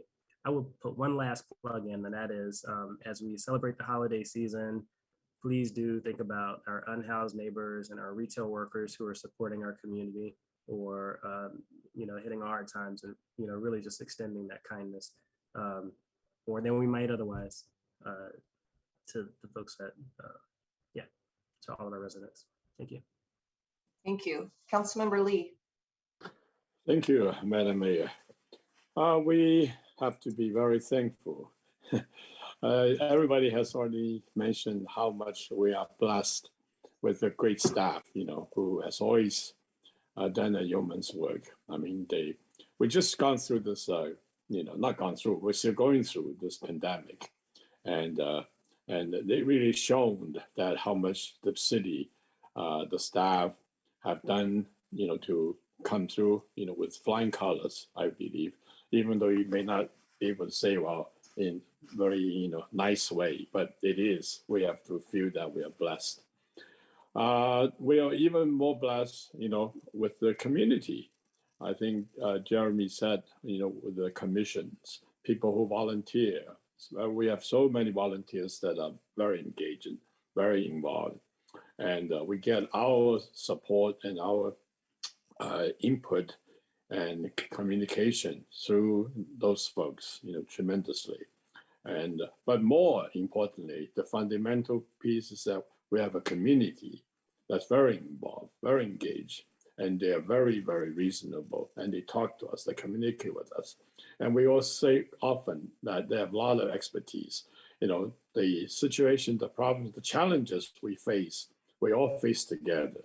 And we are the people, the residents are the people that can help us to solve the problems. Because in order to solve problems, you have to understand the problems. Not just understand, but you have to experience the problem. Then you can help to solve the problem with all the people we're talking about, which we're blessed to have. And so we were blessed not just for Bellevue, the issues we're facing is very regional now, in nature. All the things talking about housing, transportation, economic development. Economic development usually is taken for granted because Bellevue seems to be, gee, we're so lucky. We always get people want to come to Bellevue, Amazon's moving here. And but we have to work at it. It's not just, doesn't happen just by itself. And it's because of the quality of life, the things that we pay attention to, the people that we feel that we have to, be able to share and be able to appreciate and enjoy, not just for ourselves, but for other people and for our future generations. So I think that we need to keep that in mind. We just gone through Thanksgiving. So we have received a lot, we're blessed, but we also give a lot. And I think the people in Bellevue do that. So I appreciate that. Even today, when we discuss neighborhoods, for example, that's important. The neighborhoods, the city staff, we went back to them, and the people northeast, northwest said, hey, we had some questions, concerns, but they all have realized what they can do because of the communication with the staff through us, through the council members. We represent them. So we actually are blessed that we have the opportunity to serve them, to work with them. So that's all much I have to say. And so we'll continue to be blessed. We'll continue to give. I think that's the key. And so thanks the opportunity to work with all of you. And have a great holiday, and have a great Christmas, and have a happy New Year. And we'll work hard, and we'll continue and for the new year, and work not just locally but regionally, and everyone that we have impact. Thank you. Have a good holiday. I move to extend the meeting by 10 minutes. Second. We're no longer in our meeting. I adjourned. Oh, are we not? Okay. We're just hanging out. Right. All right. Councilmember Zahn. Yeah, thank you, Mayor. I really appreciate working with my colleagues and the staff and the community as well. And you guys make it look easy, even though we know it's not, right? Everyone is zoomed out trying to get things done. So I really appreciate all of the efforts. And then really shop local, support our small business. I think that this is a time where they're struggling. And so I like the idea of being kind. And then I was also going to mention that I really appreciate your support at the retreat to add to our council vision equitable communities, innovation, and environmental sustainability, short and long-term actions, because I think we had those as part of our priorities, but we just didn't have them listed as one of the vision statements. And you know, Mayor, we worked together on coming up with really separating art and culture into sentences that were distinct. And I think that took a while. So I'm appreciative of that. And then moving forward, how we continue to work well together, hopefully bringing cricket to the east side and more Vision Zero. And then the tough work of actually advocating for the 405-167 BRT and getting that funding so that we actually do have that bus rapid transit along the 405 corridor, which is our trunk line. So I think we still have quite a bit of, you know, tough work to do around transportation, affordable housing, and growth. And yet we have so many pieces that are already seeded well for making sure that we have all the tools we need to be successful.